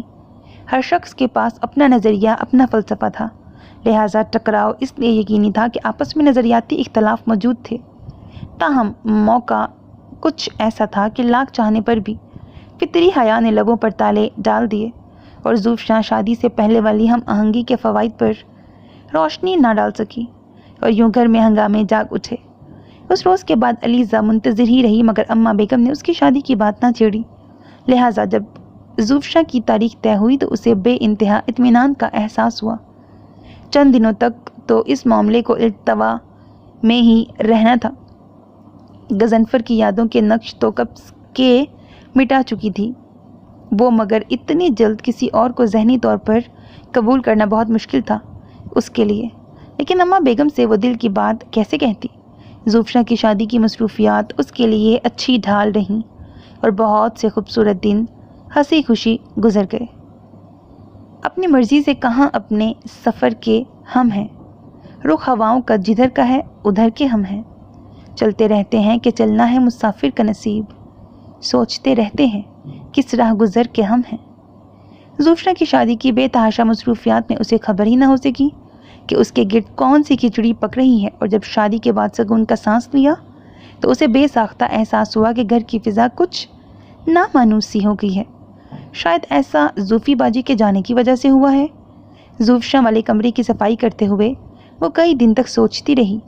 زوشا گو کہ کوئی خاص ہنگامہ خیز لڑکی نہ تھی، نہ ہی کام کاج وہ ایسا کرتی کہ اس کی کمی کا احساس ہوتا، مگر اس کے باوجود گھر میں خاصا سناٹا ہو گیا تھا۔ شاید یہ قدرتی امر ہے کہ بیٹی جب گھر چھوڑتی ہے تو ایک خلا از خود پیدا ہو جاتا ہے۔ آسمہ تو پہلے بھی کم ہی بولتی تھی، اب تو زوشا کے جانے کے بعد زونی بھی اپنی BA کی پڑھائی میں لگ گئی تھی۔ آسمہ سے اس کی یوں بھی نہیں بنتی تھی۔ ویسے بھی آسمہ کے پاس زیادہ وقت نہیں تھا، فائنل ایئر کا فرسٹ سیمسٹر تھا اور وہ جی جان سے لگ گئی تھی۔ اکثر شام میں زوشا آ جاتی تو یک بیک گھر میں رونقیں قدم دھر لیتی۔ اپنے اپنے کمروں سے نکل کر وہ سب لوگ یوں آتے جیسے کسی بہت اہم شخصیت نے قدم رنجا فرمایا ہو، جبکہ شادی سے پہلے یہی زوشا دنوں خود میں مست الست پھرتی، کسی سے بات تک نہ کرتی تھی، بلکہ فلسفے کی پڑھائی کے باعث بحث و تمہیز کی عادت نے اسے لوگوں سے کافی دور کر دیا تھا۔ نوفل اور عاقل بھائی کی بھی اپنے بہنوئی 7 بھائی سے اچھی خاصی گاڑھی چھننے لگی تھی، ایسے میں آغا جی کا نوفل کو گھر پر موجود دیکھ کر موڈ بہت خوشگوار ہو جاتا تھا۔ زوفشا جو کہ شادی سے پہلے ان زیدرانہ جھمیلوں سے سخت الرجک تھی، اب اتنی خوش نظر آتی کہ اسے حیرت ہوتی۔ اماں بیگم خوشی سے پھولے نہ سماتی تھی۔ آسمہ اور زونی بھی مسرور نظر آتی اور ایسے میں وہ تعجب سے سب کو دیکھتی رہتی تھی۔ بھابھی بھی اپنی راجدھانی چھوڑ کر اکثر نیچے آ جاتی اور پھر ساتھ کے سامنے ان کی خوش اخلاقی قابل دید ہوتی۔ گھر کے بقیہ افراد تو اسے نارمل لگتے، جیسے اس تغیر پر انہیں قطعی اچنبھا نہ ہوا۔ البتہ اسے اپنے چہرے کے تاثرات نارمل کرنے میں شاید صدیاں لگتی تھیں، جب ہی نوفل اسے کسی نہ کسی کام سے ادھر ادھر دوڑا دیتا۔ اس کے چہرے کے تاثرات نوفل کی نظروں سے مخفی نہ رہتے تھے۔ زوفشا کی کھلی کھلی رنگت اور بے ساختہ مسکراہٹ نے جہاں سب کو مطمئن کیا، وہیں اماں بیگم کا سر بھی فخر سے بلند ہو گیا۔ ظاہری طور پر وہ کچھ نہ کہتی تھیں، تاہم ان کے تیور یہی کہتے محسوس ہوتے کہ دیکھا میں نہ کہتی تھی شادی کر دو، زوفی خود سدھر جائے گی، اور آغا جی بیوی کی اس بات کی تائید پر دھیرے دھیرے مسکراتے رہتے۔ اس بات کا نتیجہ یہ ہوا کہ آسمہ اور زونی کی پڑھائی کے بہانوں کے باعث اماں بیگم کی ساری توجہ اس جانب ہو گئی۔ اس نے تو ویسے بھی تعلیم کو خیر بات کہہ دیا تھا۔ آغا جی نے جانے کون سا رشتہ دیکھ رکھا تھا، اڑتے اڑاتے اس کے کانوں تک بھی یہ خبر پہنچ گئی۔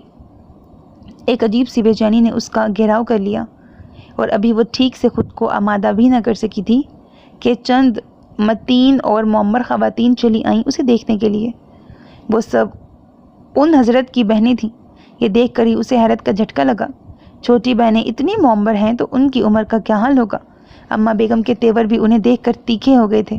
شوہر پر الگ غصہ آیا کہ انہوں نے خاک معلومات کرائی تھی۔ سیف علی جن کی بہنیں برت کھوئے کے لیے آئی تھیں، حسب توقع اسے بہت پسند کر گئیں۔ وہ تو خیر ظاہر ہی تھا، اتنی کم عمر اور پرکشش لڑکی کو کون ٹھکراتا بھلا؟ وہ تو جلد جواب کا مطالبہ کرتی فوری ہی اپنی طرف سے ہاں کر گئیں۔ البتہ ان کے جانے کے بعد اماں بیگم کے غصے کا گراف اس قدر اوپر رہا کہ کسی کو دم مارنے کی مجال نہ رہی۔ آغا جی جس وقت گھر میں داخل ہوئے، وہ ان خواتین کو برا بھلا کہتے ہوئے اسے اپنے طور پر تسلیاں دیے جا رہی تھیں، جو اس وقت سر جھکائے ان کا پان دان کھسکائے چھالیاں کاٹنے میں مصروف تھی۔ وہ دل میں کیا سوچتی ہوگی کہ ان لوگوں نے اس کے لیے کیسے لوگ دیکھے تھے؟ شرمندگی اور تعصب پڑا خیال اماں بیگم کے ذہن سے نکل ہی نہیں رہا تھا۔ تم پرواہ مت کرنا بیٹا، مجھے کیا معلوم ہوتا کہ انہیں لڑکے کے لیے نہیں کسی معمر بزرگ کے لیے رشتہ چاہیے ہوگا تو کب کا نکال باہر کرتی انہیں۔ غضب خدا کا، دن دہاڑے یہ ظلم! اماں بیگم کی اپنی بیٹیاں تھیں، کیسے کسی یتیم پر وہ یہ ظلم ہونے دیتی؟ گو کہ یہ کوئی گناہ کی بات نہیں۔ عمروں کے تضاد کے باوجود بے جوڑ شادیوں کا رواج ہمارے معاشرے کا حصہ رہا ہے، مگر 20-22 سال کا یہ جنریشن گیپ تو اماں بیگم کو کسی طور گوارا نہ تھا۔ انہیں سخت قلق تھا کہ ان لوگوں نے آخر خواہ مخواہ بچی کا دل خراب کیا، جبکہ دوسری طرف اس کا دل شکرانے ادا کر رہا تھا۔ جانے کیوں وہ ابھی ایسے کسی بھی معاملے میں سنجیدہ نہیں ہو پا رہی تھی۔ دل کی غلام نہیں تھی وہ، مگر اندر کی خواہشوں سے سرتابی کرنا بھی آسان نہ تھا۔ کچی عمر کے خواب جس بے دردی سے توڑے گئے تھے، دوبارہ رشتوں پر اعتماد بحال کرنے میں بھی ابھی کچھ عرصہ لگنا تھا۔ غضنفر کس آسانی سے اسے بھلا گیا تھا، کبھی پلٹ کر خبر نہ لی، حتیٰ کہ اپنے والد کے فیصلے کے آگے ایک لفظ نہ بولا۔ شاید وہ بھی اپنی بہن کے ٹھکرائے جانے کا بدلہ لینا چاہتا تھا، جب ہی بلا قصور اسے دار پر چڑھانے والوں میں وہ سر فہرست تھا۔ وہ غضنفر جو اس کے بچپن کا ساتھی تھا، کیسے بیچ راہ میں منہ موڑ گیا۔ لیکن اتنی جلدی دوسری منزل کا تعین کر کے کسی راہ چل دینا اس کے بس کی بات نہیں تھی۔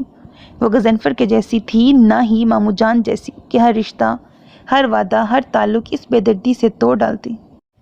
نکل ہی آتی ہے کوئی نہ کوئی گنجائش، کسی کا پیار کبھی آخری نہیں ہوتا، سمٹ سکا نہ کبھی زندگی کا پھیلاؤ، کہیں بھی ختم غم عاشقی نہیں ہوتا۔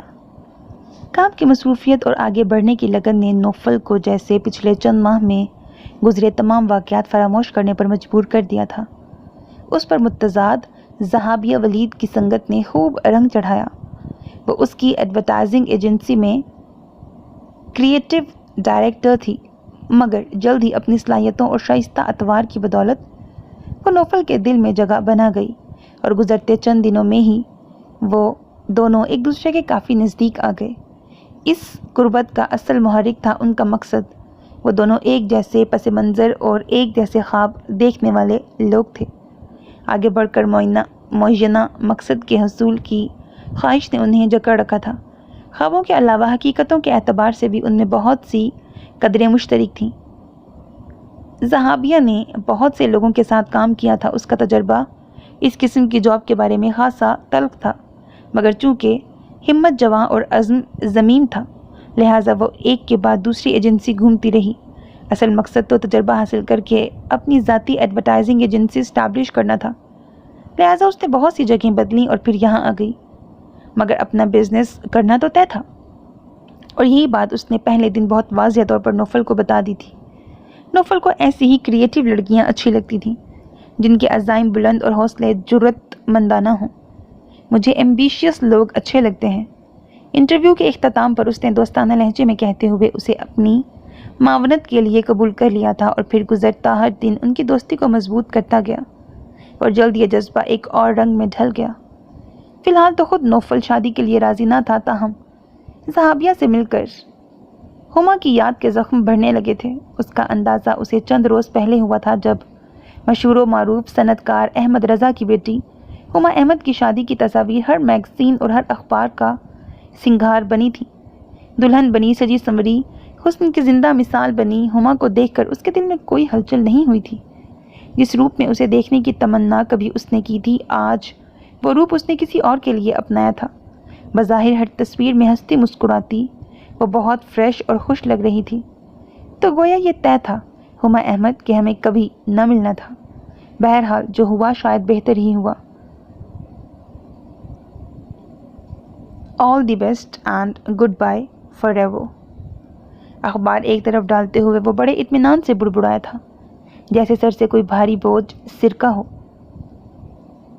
سائڈ ٹیبل پر چائے لا کر رکھتے ہوئے علیزہ نے قدرے حیرت سے اسے دیکھا، اور جب نوفل کے اپنے کمرے میں جانے کے بعد اخبار اٹھایا تو کتنی ہی دیر وہ ساکت بیٹھی رہ گئی۔ اف، کتنا مشکل ہے ایسے لمحے میں خود پر جبر کرنا، ضبط کے پہرے بٹھانا۔ گہری سی آنکھوں سے دو آنسو پھسل کر اس کے دوپٹے میں جذب ہو گئے۔ یوں لگا جیسے غضنفر کی بارات اس کی آنکھوں کے آگے سے گزر کر کسی اور آنگن جا اتری ہو۔ نوفل کے لیے اس کے دل میں بہت درد تھا، باوجود اس کی انا پرستی کے وہ سمجھتی تھی کہ وہ دل میں ضرور ٹوٹ پھوٹ کا شکار ہے جب یہ حد درجہ مصروفیت کے باعث منظر سے غائب رہتا ہے۔ کچھ ماہ پہلے تک یہ بات درست بھی تھی، مگر اب اس کی مصروفیت کی اصل وجہ صحابیہ کے ساتھ مل کر اپنے خوابوں کو حقیقتوں کا رنگ دینا تھا۔ اس کا کام اس کا دین تھا، ایمان تھا، اور صحابیہ اس سے مختلف نہیں تھی۔ وہ خود نوفل کی صلاحیتوں کی بڑی معترف تھی، البتہ جذبوں کے شیش محل میں نوفل کی جگہ کہاں تھی غالباً اس کا تعین ابھی ہوا نہیں تھا، یا شاید وہ فطری مشرقی حیا کے باعث اظہار کرنا پسند نہیں کرتی تھی۔ کچھ بھی تھا، نوفل اب تک اس ضمن میں اس کی رائے جان نہیں سکا تھا، نہ ہی اس بات سے واقفیت ہو سکی تھی کہ آیا وہ اسے پسند کرتی بھی ہے یا نہیں، اور اگر کرتی ہے تو کس لحاظ سے۔ صحابیہ کے ساتھ وہ کس راہ گزر کا مسافر بنا ہوا ہے، اس بات سے لا علم علیزہ کئی دن ہما کی شادی کی خبر پڑھ کر بڑی اپسٹ رہی۔ آسماں نے اپنے تمام تر لاوبالی پن کے باوجود یہ بات محسوس کر لی تھی جب ہی اسے ساتھ ساتھ لیے پھرتی۔ یونیورسٹی میں کوئی سیمینار تھا، وہ زبردستی اپنے ساتھ گھسیٹ لائی تھی، اور وہیں جب صحابیہ کے ساتھ بیٹھے ہنستے کہکہے لگاتے نوفل پر اس کی نظر پڑی تو وہ ششدر رہ گئی۔ آسماں تو اسے یہاں لا کر اپنی فرینڈز میں جیسے بھول ہی گئی تھی۔ پتہ نہیں اس نے نوفل کو دیکھا تھا یا نہیں، علیزہ پوچھ سکی نہ ہی اندازہ لگا سکے، البتہ شیشہ دل پر بڑی سخت ضرب لگی تھی۔ گویا نوفل افندی کو اس سے کوئی فرق ہی نہیں پڑا تھا کہ ایک جیتی جاگتی ارمانوں سے بھری لڑکی اس کی زندگی میں آئی اور نکل بھی گئی۔ کتنی جلدی اپنا نیا ساتھی ڈھونڈ لیا تھا، خود کو بہلا لیا تھا۔ مرد کے لیے کتنا آسان ہے پچھلی رفاقتوں کو فراموش کر دینا۔ واپسی پر سے لگا جیسے وہ دل پر مزید بوجھ لاد لائی ہو۔ آج نوفل اور غضنفر میں اسے کوئی فرق محسوس نہیں ہو رہا تھا، اور نوفل کو جس اونچے استھان پر بٹھانے کی عادی ہو گئی تھی آج اس دوراہے پر شش و پنج میں تھی۔ ذہن اسے بے وفا اور جفا جو کہہ رہا تھا، جبکہ دل دل تو ایک الگ ہی راگ الاپ رہا تھا۔ وہ اپنا تجزیہ کرتے کرتے اس بری طرح چونکی جیسے اس کے اندر کوئی آتش فشاں پھٹا ہو۔ بس علیزہ، اس سے آگے مت جانا، قدم روک لینا یہیں، کیونکہ اس سے آگے درد کا ایک بہت بڑا صحرا شروع ہوگا۔ تمہارے پاؤں پہلے ہی فگار ہیں، آب لپائی کے ایک اور سفر کی تم متحمل نہیں ہو سکتی۔ دماغ نے اسے جس طرح روک کر جھنجھوڑا تھا، وہ جیسے نیند سے بیدار ہوئی۔ اف، اس بے خیالی اور بے دہانی میں کون سے رستے جا رہی تھی خدایا؟ حیرت کے ساتھ ساتھ شدید تعصب نے اسے تھکا سا دیا۔ آسماں اسے اپنے ساتھ لا کر اچھا خاصا پچھتائی، کیونکہ اس روز کے بعد سے تو وہ اور گمسم ہو گئی تھی۔ یہ سب تمہاری محنت کا نتیجہ ہے نوفل، تم اس کے حقدار تھے۔ سب سے بڑے کمرشل ایوارڈ کے لیے اس کی ایڈورٹائزنگ کمپنی کو نامزد کیا گیا، خوشی کیسے نہ ہوتی؟ زہابیہ نے سارا کریڈٹ بڑے ظرف سے اسے دے دیا تھا، جبکہ محنت تو اس کی بھی یکساں رہی تھی۔ ہو سکتا تھا کہ ایوارڈ انہیں مل بھی جاتا، اور اگر ایسا نہ بھی ہوتا تو تب بھی ان کے لیے نامزدگی ہی بہت تھی، مگر میں اسے ٹیم ورک کی کامیابی قرار دوں گا۔ بالخصوص تمہارے اچھوتے آئیڈیاز نے ہمیں بہت چینج دیا۔ I am really proud of you. آج اس کی طرف سے سب کے لیے لنچ تھا۔ واپسی پر زہابیہ اس کے ساتھ تھی۔ دونوں ایک دوسرے کو سراہ رہے تھے۔ در حقیقت کہنا دونوں کا ہی ٹھیک تھا، اس کامیابی میں دونوں کا برابر کا ہاتھ تھا۔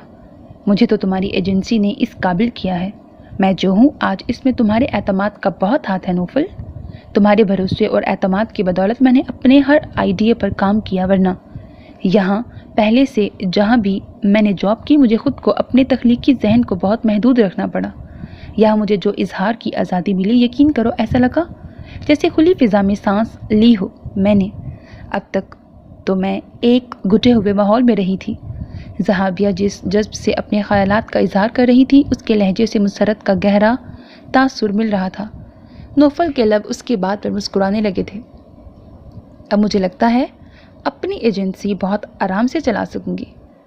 وہی خوابناک سا لہجہ تھا اس کا۔ جانے کیوں نوفل کو یہ بات کچھ اچھی نہیں لگی، گو کہ وہ ابتدا سے ہی جانتا تھا کہ زہابیہ کے خواب کیا ہیں، مگر اس لمحے جب وہ اپنی خوشی اور زہابیہ کے ساتھ کو انجوائے کر رہا تھا، اس کا یہ حسرت بھرا انداز اسے اچھا نہیں لگا۔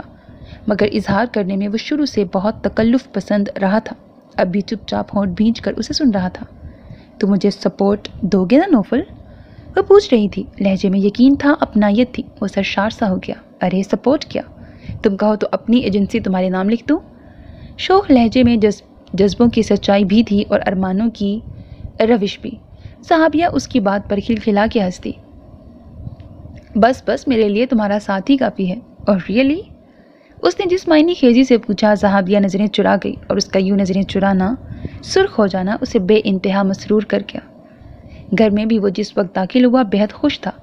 علیزہ لاؤنج میں بیٹھی اس کے ہی کرتے میں بٹن ٹانگ رہی تھی۔ آسماں اور اماں بیگم آج اتفاقاً ساتھ شاپنگ کے لیے چلی گئی تھیں، اور زوفی کالج سے آ کر سو رہی تھی۔ کیا گھر میں کوئی نہیں ہے؟ اس کے سلام کا سر کے اشارے سے جواب دیتے ہوئے نوفل نے جس طرح سوال کیا، اس نے بے ساختہ نظر اٹھا کر یوں دیکھا جیسے کہہ رہی ہو، کیا میں یہاں موجود نہیں؟ میرا مطلب اماں بیگم وغیرہ سے تھا۔ اس خاموش سوال کا جواب اس نے بے ساختہ دیا تھا۔ جواباً اس نے تفصیل سنا دی۔ اوہ، وہ کچھ سوچ کے رہ گیا۔ آپ کو کوئی کام ہے تو بتائیے، کھانا گرم کروں؟ کرتا لپیٹ کر رکھتے ہوئے وہ اٹھ کھڑی ہوئی، انداز میں مستعدی تھی۔ بھائی، تم سے بات کرنے کا مطلب یہی تو نہیں کہ تم سے کوئی کام ہی ہے؟ اس کے سرسری سے انداز پر وہ چپلوں میں پیر ڈالتے ڈالتے ٹھٹک گئی۔ سوالیہ نگاہوں میں حیرت تھی۔ دل میں ہلکی سی خوش فہمی نے سر اٹھایا، اور اگلے لمحے اس کے دوسرے جملے نے تو جیسے اسے ساکت سا کر دیا۔ مجھے تو اپنے گھر والوں کے ساتھ اپنی خوشی شیئر کرنی تھی، وہ تو تم سے بھی کی جا سکتی ہے۔ دوستانہ مہربان انداز اس کے اندر کی سراسیمگی گھبراہٹ میں بدلنے لگی۔ اس التفات کی تو اس نے لاشعوری طور پر بھی کبھی خواہش نہ کی تھی، گو کہ دل میں جذبوں کی رنگ بھری دھنک نے اترنا بھی شروع کر دیا تھا۔ تم بیٹھ جاؤ، مجھے کھانا نہیں کھانا، باہر لنچ کر لیا تھا میں نے۔ دراصل میرے لیے آج کا دن بہت اہم، بہت بڑا ہے۔ جانتی ہو آج مجھے کیا ملا ہے؟ میری محنت کا صلہ، میرے مقصد کی کامیابی، اور میری منزل کا وہ سنگ میل جس سے آگے کی راہیں بہت آسان لگ رہی ہیں مجھے۔ ایسی خوشی، انبساط کا مظاہرہ اس نے آج سے پہلے نہ دیکھا تھا۔ عجیب بات تھی، آج کل وہ اس سے جتنا بچنے کی کوشش کر رہی تھی، اس کے دوستانہ انداز میں زیادتی ہوتی جا رہی تھی، گو کہ اس کی موجودگی تو کبھی بھی اس کے لیے خوشگوار تاثر نہ لائی تھی، مگر ان دنوں وہ جس اندرونی محاذ آرائی سے دوچار تھی، ایسے میں نوفل کا سامنا بڑا تکلیف دہ ہو جاتا تھا۔ مگر وہ اس سے بے نیاز اپنی دھن میں مگن جب سامنے آتا، کچھ نہ کچھ ایسا ضرور کہہ جاتا کہ وہ سوچتی رہ جاتی کہ بھلا اس فکرے کا کیا مطلب ہو سکتا ہے۔ پھر دل تو ہے ہی دیوانہ، اپنے مطلب کے معنی اخذ کرنے میں ذرا دیر نہ لگاتا، اور کتنا ہی وقت خود کو ڈانٹنے پھٹکارنے میں گزر جاتا۔ اس لمحے بھی اسے سنتے ہوئے وہ خود کو بھی سمجھاتی رہی کہ اس سے یہ سب کہنے کی نوفل کی کوئی دلی آرزو نہیں تھی، بلکہ اس وقت اسے ایک سامع کی ضرورت ہے، اور وہ محض ایک سامع ہے۔ البتہ اسے خوش دیکھ کر وہ کئی دن بعد خود کو بڑا فریش محسوس کر رہی تھی، بالکل ویسے ہی جیسے ہما والے واقعے کے بعد وہ اسے دیکھ دیکھ کر مرجھانے لگی تھی۔ کتنا عجیب ہوتا ہے دل بھی، ایسے لوگوں سے تعلق بنانے لگتا ہے جن سے ملنا تو درکنار، انہیں خوابوں میں دیکھنا بھی ناممکن ہوتا ہے۔ بغیر رشتوں کی محبت کی واقعی کوئی اہمیت، کوئی حیثیت نہیں ہوتی، خواہ آپ آنکھوں سے لہو روئیں یا جگر چھلنی کریں۔ خلوص بغیر رشتے ناطے کے محض غرض بن جاتا ہے، ایسی غرض جسے کوئی پورا نہیں کرتا۔ آج میں واقعی بہت خوش ہوں، تم تصور نہیں کر سکتی میرے احساسات کا، وہ کہہ رہا تھا، مگر آپ کی خوشی سے مجھے بھی خوشی ہوئی ہے۔ مجھے کچھ تو کہنا تھا۔ نوفل نے اچنبھے سے مسکراتے ہوئے اسے دیکھا، جس نے 3 سالوں میں پہلی بار اس اعتماد سے اس کے سامنے بات مکمل کی تھی۔ البتہ لہجے میں حد سے زیادہ ٹھہراؤ اور سنجیدگی تھی۔ وہ بھی کچھ سنجیدہ ہو گیا، اسے غور سے دیکھا تو اندازہ ہوا وہ خاصی بجھی اور اپسٹ لگ رہی تھی، جیسے خود سے لڑتی رہی ہو۔ کیا بات ہے، تم کچھ پریشان لگ رہی ہو، سب ٹھیک تو ہے نا؟ اس سے پہلے کہ وہ جانے کے لیے مڑتی، نوفل کی بات نے قدم جکڑ لیے۔ اس نے استفہامی تحیر سے اسے دیکھا، مگر وہ جواب سننے کے لیے منتظر تھا، اس کی حیرت پر کوئی تاثر نہ دیا۔ میرا خیال ہے ایسی تو کوئی بات نہیں۔ جھوٹ بولتے ہوئے نظر چرانا اور زبان کا لڑکھڑانا ایک فطری عمل تھا۔ نوفل یک بیک بہت سنجیدہ ہو گیا۔ اول تو وہ کسی کے معاملے میں دخل ہی کم دیتا تھا، مگر جب سوال کرنے پر آتا تو بغیر جواب لیے ہلتا نہیں تھا۔ اس بات کا اندازہ اسے تھا جب ہی سخت متذبذب ہو گئی تھی۔ نوفل کی عدالت میں اس کی پیشی کئی دنوں بعد ہوئی تھی، ورنہ ایسا تو اکثر پڑھائی والے دنوں میں ہوتا ہی رہتا تھا جب وہ زونی اور اسے پڑھاتا تھا۔ مجھے تمہارے کہنے کی ضرورت بھی نہیں، تمہاری آنکھ پڑھ سکتا ہوں میں۔ وہی صاحب کا حاکمانہ لہجہ عود آیا تھا اس کا، وہ جھنجھلا سی گئی۔ یہ فکرہ اگر کسی اور لمحے میں بولا جاتا تو کتنا حسین لگ سکتا تھا، مگر اس کے باروب اور تند لہجے نے اسے ایک تلوار بنا دیا تھا جس سے وہ کٹ کے رہ گئی۔ کہیں پھر اماں بیگم نے کوئی رشتہ تو نہیں دیکھ لیا؟ ایک تو میں ان کی اس میرج آرگنائز ایکٹیویٹیز سے سخت عاجز ہوں۔ اسے ڈپٹ کر پوچھتے ہوئے وہ زیر لب بڑبڑایا۔ جواباً اس نے دھیرے سے سر جھکا لیا۔ درحقیقت آج کل ان رشتوں کی آمد و رفت نے بھی اسے پریشان کر دیا تھا۔ تو یہ بات ہے۔ ایک تو تم نے بھی بہت غلط وقت پر پڑھائی چھوڑ دی۔ اب اماں بیگم کے عملی پروگرام سے بچنا سخت مشکل ہے۔ تعلیم چھوڑ کر جو نقصان اٹھایا وہ الگ۔ ویسے ایک بات سچ بتاؤ، تمہیں رشتہ ناپسند ہے یا فی الحال شادی ہی نہیں کرنا چاہتی؟ کس قدر زرک تھا وہ، ڈائریکٹ سوال پوچھ لیا تھا، وہ بھی اس کے دل کو کھنگالتا ہوا۔ وہ اس انداز و استفسار پر بار حیا سے پلکیں تک نہ اٹھا سکی۔ اوکے، میں اماں بیگم سے بات کروں گا، وہ ان لوگوں کو منع کر دیں گی۔ اس کے جواب نہ دینے پر وہ تو وہی کچھ اخذ کر کے اٹھ کھڑا ہوا تو اس نے بے ساختہ تڑپ کے اسے دیکھا۔ آنے والے لوگوں کو منع کریں یا اماں بیگم کو سمجھا دوں؟ کچھ تو کہو بے وقوف لڑکی۔ وہ جھنجھلاہٹ سے بولا تو اس نے ایک سیکنڈ میں فیصلہ کر ڈالا، میں آگے پڑھنا چاہتی ہوں۔ 100 سوالوں کا ایک جواب۔ نوفل نے مسکراہٹ ضبط کرتے ہوئے اس کی طرف جن نظروں سے دیکھا وہ خفیف ہو گئی۔ یہ فرار ہے کہ شوق؟ پتہ نہیں، مگر بہت اہم ہے، میں صرف اتنا جانتی ہوں۔ جملہ مکمل کر کے وہ وہاں رکی نہیں، دھونکنے کی طرح چلتی سانسوں سمیت وہاں سے بھاگ کھڑی ہوئی، اور نوفل اس کے گہرے لہجے پر بھویں سکیڑ کر سوچتا رہ گیا کہ آخر وہ کس کے لیے پڑھنا چاہتی ہے۔ جب زوفشا نے سمجھایا تو سمجھی نہیں تھی، شاید اوٹ پٹانگ رشتوں کی آمد و رفت نے کچھ عقل سکھا دی ہو۔ ذہن نے رائے دی تو وہ مسکراتا سیٹی پر شوق سی دھن بجاتا اپنے کمرے کی طرف بڑھ گیا، اور وہ دروازے کی اوٹ سے اسے جاتا دیکھ کر سوچنے لگی، مجھے تمہیں حاصل کرنے کے خواب دیکھنے کا کوئی حق تو نہیں نوفل آفندی، مگر اس جیسا بننے کی خواہش ضرور ہے کہ تمہیں نظر آ سکوں۔ اس کے لیے مجھے اپنا قد اونچا کرنا ہوگا، کیونکہ تم سر جھکا کر نیچے دیکھنے کے عادی نہیں ہوں اور میں گردن اٹھائے اٹھائے تھک چکی ہوں۔ صحابیہ ولید کا سراپا اس کی آنکھوں میں اترا تو نمکین پانی کے 2 قطرے پلکوں پر اٹک کر سارا منظر دھندلا کر گئے۔ وقت کے بہاؤ میں تندو تیز لہریں بہت سے دن آگے بڑھا لے گئیں۔ آسما کا ڈبل MA ہو گیا تو آغا جی نے پہلی فرصت میں اس کی شادی کر دی۔ زوفشا اب 2 عدد بیٹیوں کی مصروفیت میں گم ہو چکی تھی۔ زونی BA کر کے گھر بیٹھ گئی تھی جبکہ علیزہ کا کالج میں یہ آخری سال تھا۔ بھابھی اور عاقل بھائی کے بھی 2 بچے تھے۔ جب وہ یہاں آئی تھی تو نوفل کے فل کیے گئے فارم کی بدولت 2 سال فائن آرٹس پڑھنے پر مجبور ہو گئی تھی، مگر آج وہ اپنی خوشی سے یہ مضمون پڑھ رہی تھی۔ بلکہ در حقیقت تو لاشعوری طور پر اسی فیلڈ میں کچھ کر دکھانے کے خواب نے اسے خود کو بھلانے پر مجبور کر دیا تھا۔ آسما کی شادی کے بعد آغا جی نے بہت واضح لفظوں میں نوفل کو وارننگ دے دی تھی کہ شادی کے لیے سیریس ہو جائے، اور جواباً اس نے ذرا سی رد و قد کے بعد زہابیہ کا نام لے دیا تھا۔ اذیت کا ایک صحرا تھا جو اس نے دوسری بار پار کیا تھا۔ ایک بار تو کسی اور کا جرم اس کے کھاتے میں درج ہوا تھا، مگر اس مرتبہ تو ایسا بھی نہیں ہوا تھا۔ وہ بنا جرم کے مسلوب کی گئی تھی۔ خود کو بہلانے کے پھر لاکھ جتن کیے، مگر سوائے پڑھائی کے اس کا کسی اور چیز میں دل نہ لگا۔ گھر کا کام بھی مجبوراً اسے کرنا ہی پڑتا تھا۔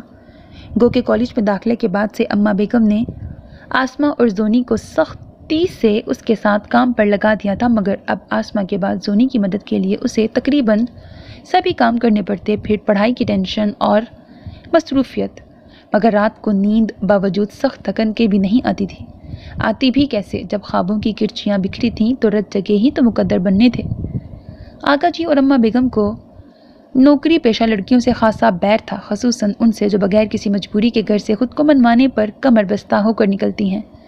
زہابیہ کے بارے میں جو تفصیلات نوفل نے ان کے گوشت گزار کی تھیں، اس سے تو یہی اندازہ ہو رہا تھا کہ مصوفہ میں وہ تمام اوصاف موجود ہیں جن سے انہیں سخت اختلاف تھا۔ تاہم بیٹے کی سرکش اور خود سر طبیعت کے آگے کچھ بولنے سے بہتر جانا کہ ایک بار اس لڑکی اور اس کے گھر والوں سے بھی مل لیا جائے۔ لہٰذا آغا جی نے نوفل سے کہہ دیا کہ وہ اس لڑکی کے گھر والوں کو مطلع کر دے کہ اگلی بدھ کو ہم لوگ آ رہے ہیں۔ اتنی جلدی؟ باوجود خوشی کے وہ حیران تھا۔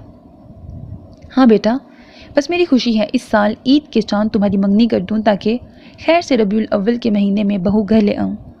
زونی اور علیزہ تو امانتے ہیں کسی کی، جانے کب اپنے گھر کی ہو جائیں۔ آسما کے بعد تو گھر جیسے بے حد سونا ہو گیا ہے۔ اماں بیگم بہت محبت سے بولی تو وہ مسکرا کر خاموش ہو گیا۔ ادھر صحابیہ نے اس کی مدد اور 50% شراکت سے نئی ایجنسی قائم کر لی تھی۔ آج کل اس کے افتتاح کی تیاریوں میں وہ اس قدر مصروف تھی کہ کئی دنوں وہ اماں بیگم کی تائید کے باوجود اس سے بات نہ کر سکا۔ ویسے بھی آج کل صحابیہ کی خوشی عروج پر تھی۔ اپنے کام سے ہٹ کر ہر بات وہ شوقی سے ٹالے جا رہی تھی، چنانچہ 2-3 ہفتے اسی طرح گزر گئے اور معاملہ ہنوز التبا کا شکار تھا۔ گھر سے اصرار زیادہ بڑھا تو اس نے ایک روز اسے جا ہی لیا۔ افتتاح ہوئے تیسرا دن تھا۔ صحابیہ MD کی کرسی پر بیٹھی کافی جچ رہی تھی۔ اس کے چہرے پر چھائے مسرتوں کے رنگ اسے بہت جاذب نظر بنا رہے تھے۔ ہاں بھائی، اب کہو کس معاملے کو ڈسکس کرنے کے لیے تم گزشتہ کئی دن سے بزید ہو؟ آج میں نے خاص الخاص تمہارے لیے وقت نکالا ہے۔ راکنگ چیئر کو ذرا سی گردش دے کر صحابیہ نے چائے کا آرڈر دے کر اس کی طرف توجہ کا ارتکاز کیا تو وہ مسکرا دیا۔ گہری نظریں اس پر جمی تھیں۔ طویل تمہید کا تو وقت نہیں ہے، صرف چند جملوں میں مدعا کہنا ہے۔ I'm sure کہ آج جو پروپوزل میں تمہارے لیے لایا ہوں تمہیں اس پر ہمیشہ کی طرح آج بھی اتفاق ہوگا۔ نہ کرتے ہوئے تمہید بند گئی تھی۔ کم آن نوفل، کم ٹو دی پوائنٹ، مجھے گھبراہٹ ہو رہی ہے۔ خیر، معاملہ گھبرانے کا نہیں شرمانے کا ہے۔ معنی خیزی سے ہنستے ہوئے اس نے صحابیہ کی الجھی ہوئی نگاہوں میں دیکھا۔ مطلب یہ کہ میرے گھر والے تمہارے گھر آنا چاہ رہے ہیں۔ تھوڑے کو بہت جانو اور یہ بتاؤ کہ کب بھیجوں انہیں۔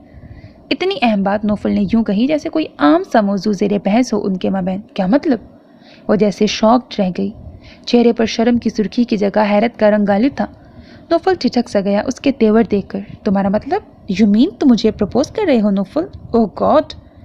وہ جیسے اس کے بچپنے پر ہنستی، شانے یوں اچکائے جیسے اس بات کو بہت انجوائے کر رہی ہو، مگر جب نوفل کے چہرے پر تناؤ پھیلتا دیکھا تو یک بیک خود بھی سنجیدہ ہو گئی۔ میرا خیال ہے نوفل ہم ہمیشہ اچھے دوستوں کی طرح رہے۔ शेयर किया, एक दूसरे की हेल्प की, मगर मुझे नहीं मालूम कि मेरी किस बात ने तुम्हें ऐसा कोई तासुर दिया कि तुम... यकीन करो, अगर मेरे और तुम्हारे दरमियान सैफ ना होता तो मैं खुद को खुशनसीब समझती, मगर चंद हफ्ते हुए मेरी बात तय कर दी गई है। सैफ FRCS करने गया है अमेरिका। 2-2.5 साल के बाद हमारी शादी है। वो मेरा कज़न है और तकरीबन 7 साल बाद मेरी और उसकी कोशिश रंग लाई है। I am really sorry Naufal, मेरा मकसद तुम्हें हर्ट करना हरगिज़ नहीं, मगर तुमने मुझे पहले क्यों नहीं बताया? उसकी आवाज़ जैसे किसी गहरे कुएं से आई थी। मुझे अपना बिजनेस सेट करने से फुर्सत मिलती तो तुम्हें कुछ बताती। सैफ भी मेरी मसरूफियत के बाइस खासा नाराज़ होकर गया है, मगर मैं उसे मना लूँगी। सैफ की बात करते हुए उसकी आंखों में अलूही रंग थे। नौफल के लबों से गहरा सांस निकल गया। ज़हाबिया ने दीदा नज़रों से उसे देखा तो वो बगैर कुछ कहे उठ खड़ा हुआ। कहाँ जा रहे हो नौफल? खफा हो मुझसे? वो लपक कर उसकी राह में आ गई थी। हम अच्छे दोस्त हैं नौफल। है नहीं, कभी थे। अब जो कुछ तुम्हारे मेरे माबैन गुजर गया है उसके बाद मैं तुमसे कोई ताल्लुक़ नहीं रख सकता। ज़हाबिया, सच तो ये है कि मैंने तुमसे कभी दोस्ती की ही नहीं। मेरी चाह मेरी गर्ज थी जो अब नहीं रही। तुम्हें सैफ का साथ मुबारक हो। मैं मुनाफकाना ताल्लुक़ रखने का आदी नहीं।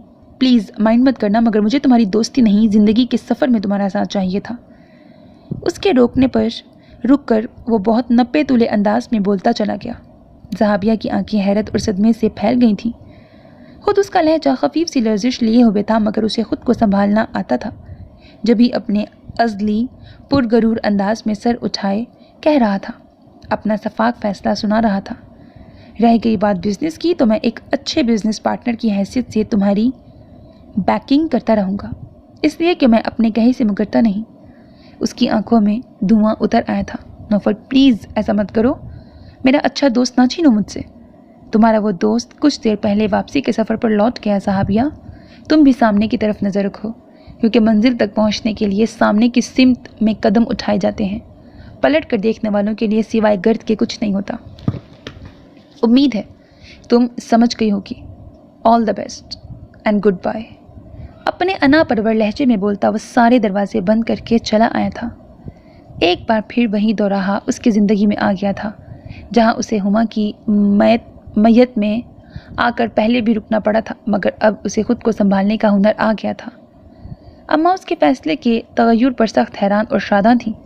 उसने अपने एक जुमले, जहाँ आपका दिल चाहे रिश्ता तय कर दें, के इवज़ उनकी आंखों में इतने सितारे देखे थे कि अपने ज़या का एहसास कुछ कम हो चला था। उसने खुद को टटोला तो एहसास हुआ कि बज़ाहिर एतमाद के साथ मर्दों के शाना बशाना चलने वाली लड़कियाँ उसे बहुत पसंद थीं, जो बोल्ड हों और सोसाइटी में मूव कर सकें, मगर दर हकीकत उसके अंदर रवायती मर्द की वही तवक्कात पनप रही थीं जिन्हें वर्किंग विमेन के लिए पूरा करना मुश्किल था। यही वजह थी कि जब भी ज़हाबिया अपने बिजनेस की बातें करती, उसे अपने घर का ख्याल आता, जहाँ शाम को जाकर ज़हाबिया की मुस्कुराहट भरे इस्तकबाल के ख्वाब आप ही आप उसे अपना असीर कर गए थे। अम्मा बेगम ने ठीक ही कहा था कि उसके लिए घरेलू लड़की ही ठीक थी, क्योंकि शमा महफिल को चराग खाना बनाने की कोशिश में वो उसे खो भी सकता था। गो पापा तो उसे अब भी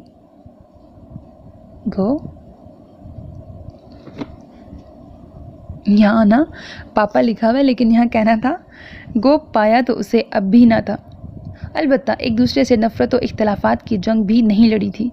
उसे एहसास था कि ज़हाबिया की नज़र में अपने ख्वाब बहुत अहम हैं, जब भी बकौल उसके वो अपने मंगेतर को भी टाइम नहीं दे पाती थी, जिससे कि उसे मोहब्बत भी थी। फिर भला नौफल की कहाँ जगह थी उसकी ज़िंदगी में, उसके दिल में। अम्मा बेगम को फैसले का इख्तियार देकर वो एक बार फिर खुद में मगन हो गया। इस बार भी ज़की ही उसके लिए जज्बाती सहारा बना था, जिसकी इशारतन की गई तंबीहों को उसने कभी दरख्वाता ना जाना था। तो गोया ज़हाबिया वलीद के नाम का ये बाब भी बंद हो गया। ज़की ने तमाम हालात सुनकर गहरे लहजे में पूछा था और सीढ़ियाँ चढ़कर चाय की ट्रे उठाए ऊपर आती अलीज़ा आखिरी स्टेप पर रुक गई। नौफल ने सर अस्बात में हिलाया था। और अब आगे क्या होगा? क्या तुम अपने घर वालों की पसंद करदा लड़की को दिल से अपना लोगे, भूल जाओगे अपनी पिछली ख्वाहिशों को? ज़की का इस्तफसार कड़वा था। अलीज़ा का दम दम गोश बर आवाज़ हो गया। मैंने हमेशा आगे बढ़ना सीखा है ज़की, तुम अच्छी तरह जानते हो। पीछे मुड़ कर देखना मुझे अच्छा नहीं लगता, मगर ज़िंदगी में माजी की बहुत अहमियत होती है नौफल। ज़की उसे टटोल रहा था, मुस्तकबिल से ज़्यादा नहीं। गुज़रे तजर्बों ने मुझे सिखा दिया है ज़की कि बगैर खलूस के कोई रिश्ता पायदार नहीं होता। मैंने हुमा और ज़हाबिया दोनों के मामले में अपनी खुशी को फौकियत दी। हुमा को अपना कर छोड़ने और ज़हाबिया के साथ बज़ाहिर दोस्ती की आड़ में दिली तवक्कुआत वाबस्ता करने की हमाकत ने मुझे समझा दिया है कि जज्बे सबसे अहम होते हैं। जब मैंने खुद को इस अमर के लिए तैयार कर लिया कि रिश्ते को पूरे खलूस से संभालने की जिम्मेदारी अब मैं उठा सकता हूँ, जब ही अम्मा बेगम को अपने बारे में फ़ैसला करने का इख्तियार दे डाला है। ज़की के जवाब में वो मजबूत लहजे में कह रहा था। कई रातों की सोच का वाज़िया अक्स था उसकी गुफ्तगू में। थैंक गॉड तुम ये नुक्ता समझ गए। गो देर से समझे, मगर अभी भी ज़्यादा वक्त ज़ाया नहीं हुआ है। मेरा ख्याल है कि हमारे वालिदैन हमें हमसे भी बेहतर समझते हैं। उम्मीद है आंटी जिस लड़की का इंतखाब करेंगी वो तुम्हारे मजाज और सोच के लिहाज से मुनासिब भी होगी, और यही मेरी दुआ है मेरे यार। ज़की बड़े खलूस से हंसते हुए बोला तो माहौल का बोझलपन कदरे कम हो गया। उसी लम्हे अलीज़ा ने दस्तक दी। चाय? दरवाजे की ओट से आवाज़ देते हुए उसने नौफल को अपनी आमद से गोया मतला किया। उस वक्त नीचे जोनी अपनी दोस्त की मंगनी में जाने के लिए तैयार खड़ी उसकी मुंतज़िर थी, जिसे नौफल हस्बे आदत दूर ही से चाय का ऑर्डर पास करके ऊपर आ गया था।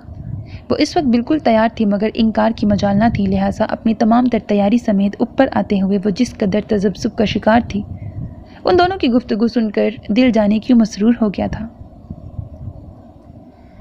नौफल ने उठकर दरवाज़ा खोला तो सामने उसे खड़ा देखकर चंद सानियों के लिए उसकी निगाहें ठहर सी गई थीं। फ्रेंच जॉर्जेट के ब्लैक तंग पजामे और अंगरखे में सिल्वर छोटी छोटी झुमकियाँ कानों में डाले वो सीधी दिल में उतर जाने की हद तक अच्छी लग रही थी। उस पर ढीली सी चुटिया और हल्का सा मेकअप और भी भला मालूम हो रहा था। ट्रे उसके हाथों में थमाते हुए उसकी कलाइयों में सजी स्याह कांच की चूड़ियाँ बजीं तो वह यकदम पलट गया। वो भी नीचे चली आई, अलबत्ता उन नज़रों का एक लम्हे के लिए मुर्तकिज़ हो जाना उसे डिस्टर्ब करता रहा। उधर रमज़ान का चांद भी नज़र आ गया, मगर अम्मा बेगम की नज़र इंतखाब कहाँ जाकर टिकी है उसे हनूज खबर न मिली थी। खुद उसे भी कोई ख़ास परवाह न थी। अलबत्ता जब अम्मा बेगम ने उसे और आकिल को बुलाकर अलीज़ा के लिए समत का प्रपोज़ल उनके सामने रखा, नीज़ ये भी बता दिया कि आगा जी उसके लिए राज़ी हैं क्योंकि वो अपने ही ख़ानदान का लड़का है, तो नौफल बे इख्तियार ही इनकार कर उठा। उन्हें मना कर दे अम्मा बेगम। बगैर किसी जवाब के वो फैसला सुना रहा था। मगर क्यों बेटा? अम्मा बेगम और आकिल भाई ने ताज्जुब से उस पर सवालिया नज़रें जमाई। समत मुझे पसंद नहीं अम्मा बेगम, और बस मेरा ख्याल है मेरा इतना कहना ही काफ़ी होगा। मैं चलूँगा, तरावी का वक्त हो रहा है। बात मुकम्मल करके जूँ ही वो कमरे से निकला, सामने खड़ी अलीज़ा से मुठभेड़ हो गई। उसकी नज़रों में तशक्कुर था, ममनूनियत थी। वाकई कहाँ वो नाजुक कलियों जैसी लड़की और कहाँ कवि है कल समत। कोई जोड़ न था। बस एक लम्हे के लिए वो उसके पास रुका था, फिर जाने क्या सोचकर मुस्कुराता हुआ मरकज़ी दरवाजे की तरफ बढ़ गया। उस एक लम्हे में कुछ हुआ था। वो जैसे अपनी जगह से हिल गई थी, यकदम जैसे ढेर सारी फूलों की नर्म नाजुक पत्तियां उस पर डाली गई थीं। खुशबू और नज़ाकत का एहसास सरमस्ती बनकर झलका था। हद हो गई है, मुझे तो उस लड़के की सिरे से समझ नहीं आती है। न उसकी सर की समझ आती है न पैर की। जब देखो उल्टे सीधे फैसले सुनाता रहता है। अब भला समझ में क्या बुराई नज़र आई है इसे? उसके जाते ही अम्मा बेगम बुड़बुड़ाती रहीं। आकिल माँ की बात सुनकर हंस दिए। भाई के तेवर कुछ कुछ असल मामले का पता दे गए थे। उसे समझ पसंद नहीं अम्मा, गोया कि वो अलीज़ा के लिए किसी और तरह का शरीक सफ़र चाहता है। लो भला, अब क्या कोहकाफ से कोई गुलफाम आएगा? वो चीखी। इतनी दूर से बुलाने की क्या ज़रूरत है? अपना नौफल किसी से कम तो नहीं। वो इशारे इशारे में बहुत कुछ कह गए थे। अम्मा बेगम अपनी जगह शुश्तर बैठी बात समझने की कोशिश कर रही थी।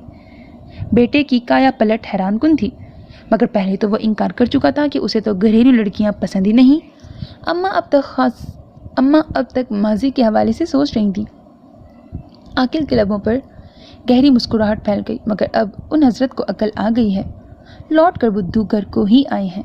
आपने महसूस नहीं किया कि अलीज़े के रिश्ते का सुनकर किस कदर बेचैन हो गया था? مگر بہت بھرم والا ہے، خود سے نہیں کہے گا، آپ جانتی ہیں بہتر یہی ہے کہ آپ اس کے دیے گئے فیصلے کے حق کا فائدہ اٹھائیں۔ وہ ماں کو سمجھا رہے تھے۔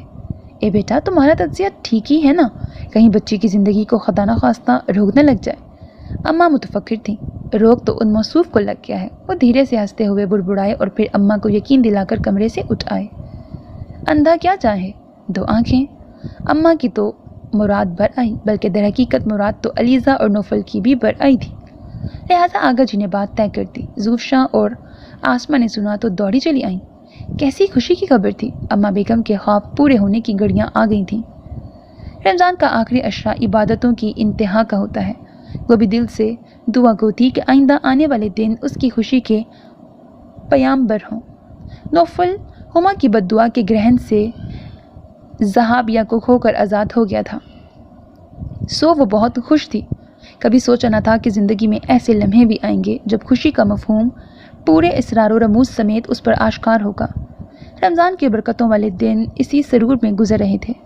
اس نے اب نوفل کا سامنا کرنا خاصا کم کر دیا تھا، مگر جب بھی اسے ٹکراؤ ہوتا اس کی آنکھوں سے چھلکتے جذبے اسے سرشار کر دیتے، اور یہ وہم کہ بقول شاعر اپنے اپنے بے وفاؤں نے ہمیں یکجا کیا، ورنہ تو میرا نہ تھا اور میں تیرا نہ تھا، آپ ہی آپ یقین کے رنگوں میں گم ہو جاتا۔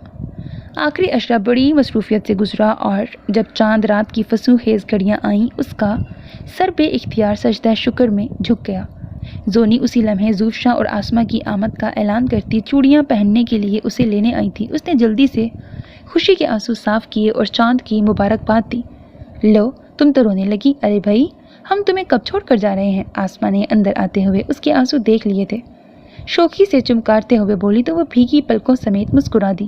چلو جلدی کرو، نوفل ہارن پر ہارن دے رہا ہے۔ زوفی نے بھی اس لمحے اپنے بیٹے کے ساتھ کمرے میں انٹری دی تو وہ جھجک گئی۔ نوفل کی نظروں کا حصار یاد آ گیا۔ نہیں آپی میں نہیں جاؤں گی، مجھے آپ ہی چوڑیاں دلا دیجیے گا۔ اس کا گریز نوفل کے باعث تھا۔ اوہو بھائی یہ تم آخر میں کیوں نخرے کرنے لگی ہو لڑکی؟ ادھر وہ نوفل ہمیں لے کر ہی اس لیے جا رہا ہے کہ اماں بیگم اور آغا جی کی پہنچ سے نکل کر تم سے کھل کر مذاکرات کر سکے۔ زوفشاں نے شور مچا دیا۔ کیسے مذاکرات؟ وہ دہل گئی۔ کشمیر آزاد کرانے کے، لا حول ولا قوت۔ زونی نے جیسے سر پیٹ لیا، وہ شرما سی گئی۔ ارے بیٹا تم لوگ اب تک یہیں ہو، چلو جلدی کرو۔ اماں بیگم اس اثنا میں آ گئیں تو اس نے جلدی سے کوٹ شوز پیروں میں پھنسا لیے اور آگے بڑھ کر انہیں چاند کی مبارکباد دی۔ خیر مبارک، اللہ ڈھیروں خوشیاں دکھائے۔ فرتے محبت سے انہوں نے اس کا ماتھا چوم لیا۔ دودھو نہاؤ پوتو پھلو، اس دعا پر تو وہ بے طرح شرما گئی۔ وہ تینوں بھی ہنس پڑی۔ کیا مسئلہ ہے بھائی، آخر آپ سب یہاں کیوں رک گئی ہیں؟ نوفل جانے کیسے بھابھی کو بھی ساتھ جانے کے لیے راضی کر کے لے آیا تھا تو خاصا جھنجھلا کر سوال کیا، تمہاری ہونے والی نصف بہتر راضی نہیں ہو رہی، ہم کیا کریں؟ آسمہ نے جھٹ کہا تو نوفل نے بے ساختہ نظر گھما کر اس کی طرف دیکھا اور پھر بغیر ایک لفظ کہے آگے بڑھا اور اس کا ہاتھ پکڑ کر کھینچتا ہوا باہر کی جانب چل دیا۔ وہ ارے ارے کرتی رہ گئی، مگر اس نے فرنٹ سیٹ پر اسے بٹھا کر ہی سانس لیا۔ ان سب کے سامنے نوفل کی ڈٹائی پر وہ سرخ ہو گئی تھی۔ وہ سب ہی ہنستی ہوئی چلی آئیں۔ توبہ ہے، حد کرتے ہیں آپ بھی۔ ماری خفت کے وہ کچھ اور نہ کہہ سکی تو وہ کہا لگا کر ہنس دیا۔ کم تو محترمہ آپ بھی نہیں، خاصا انتظار کرایا ہے آپ نے، مگر دیکھا میں کیسے سب کے سامنے لے آیا ہوں تمہیں کھینچ کر، اس لیے کہ تم میری ہو۔ اس کے گہرے لہجے پر علیزہ نے بے ساختہ نظر اٹھائی۔ جواباً اس نے بے ساختہ ٹکڑا جوڑا، اور میں بھی تمہارا ہوں۔ چاند رات مبارک ہو، اور یہ ساتھ بھی۔ ان چاروں کے آنے تک اس کی سرگوشی مکمل ہو گئی تھی۔ چاند رات بھی اس حسین ملاپ پر مسکرانے لگی تھی۔ ختم شد۔ سو میرے عزیز listeners, this was the end of the novel. Hope that you like it. اپنا بہت خیال رکھیے گا نیک تمناؤں کے ساتھ۔ اللہ حافظ and don't forget to subscribe to my channel because that's how you can encourage me and that's the only kind of support and encouragement which I want from all of you. اللہ حافظ.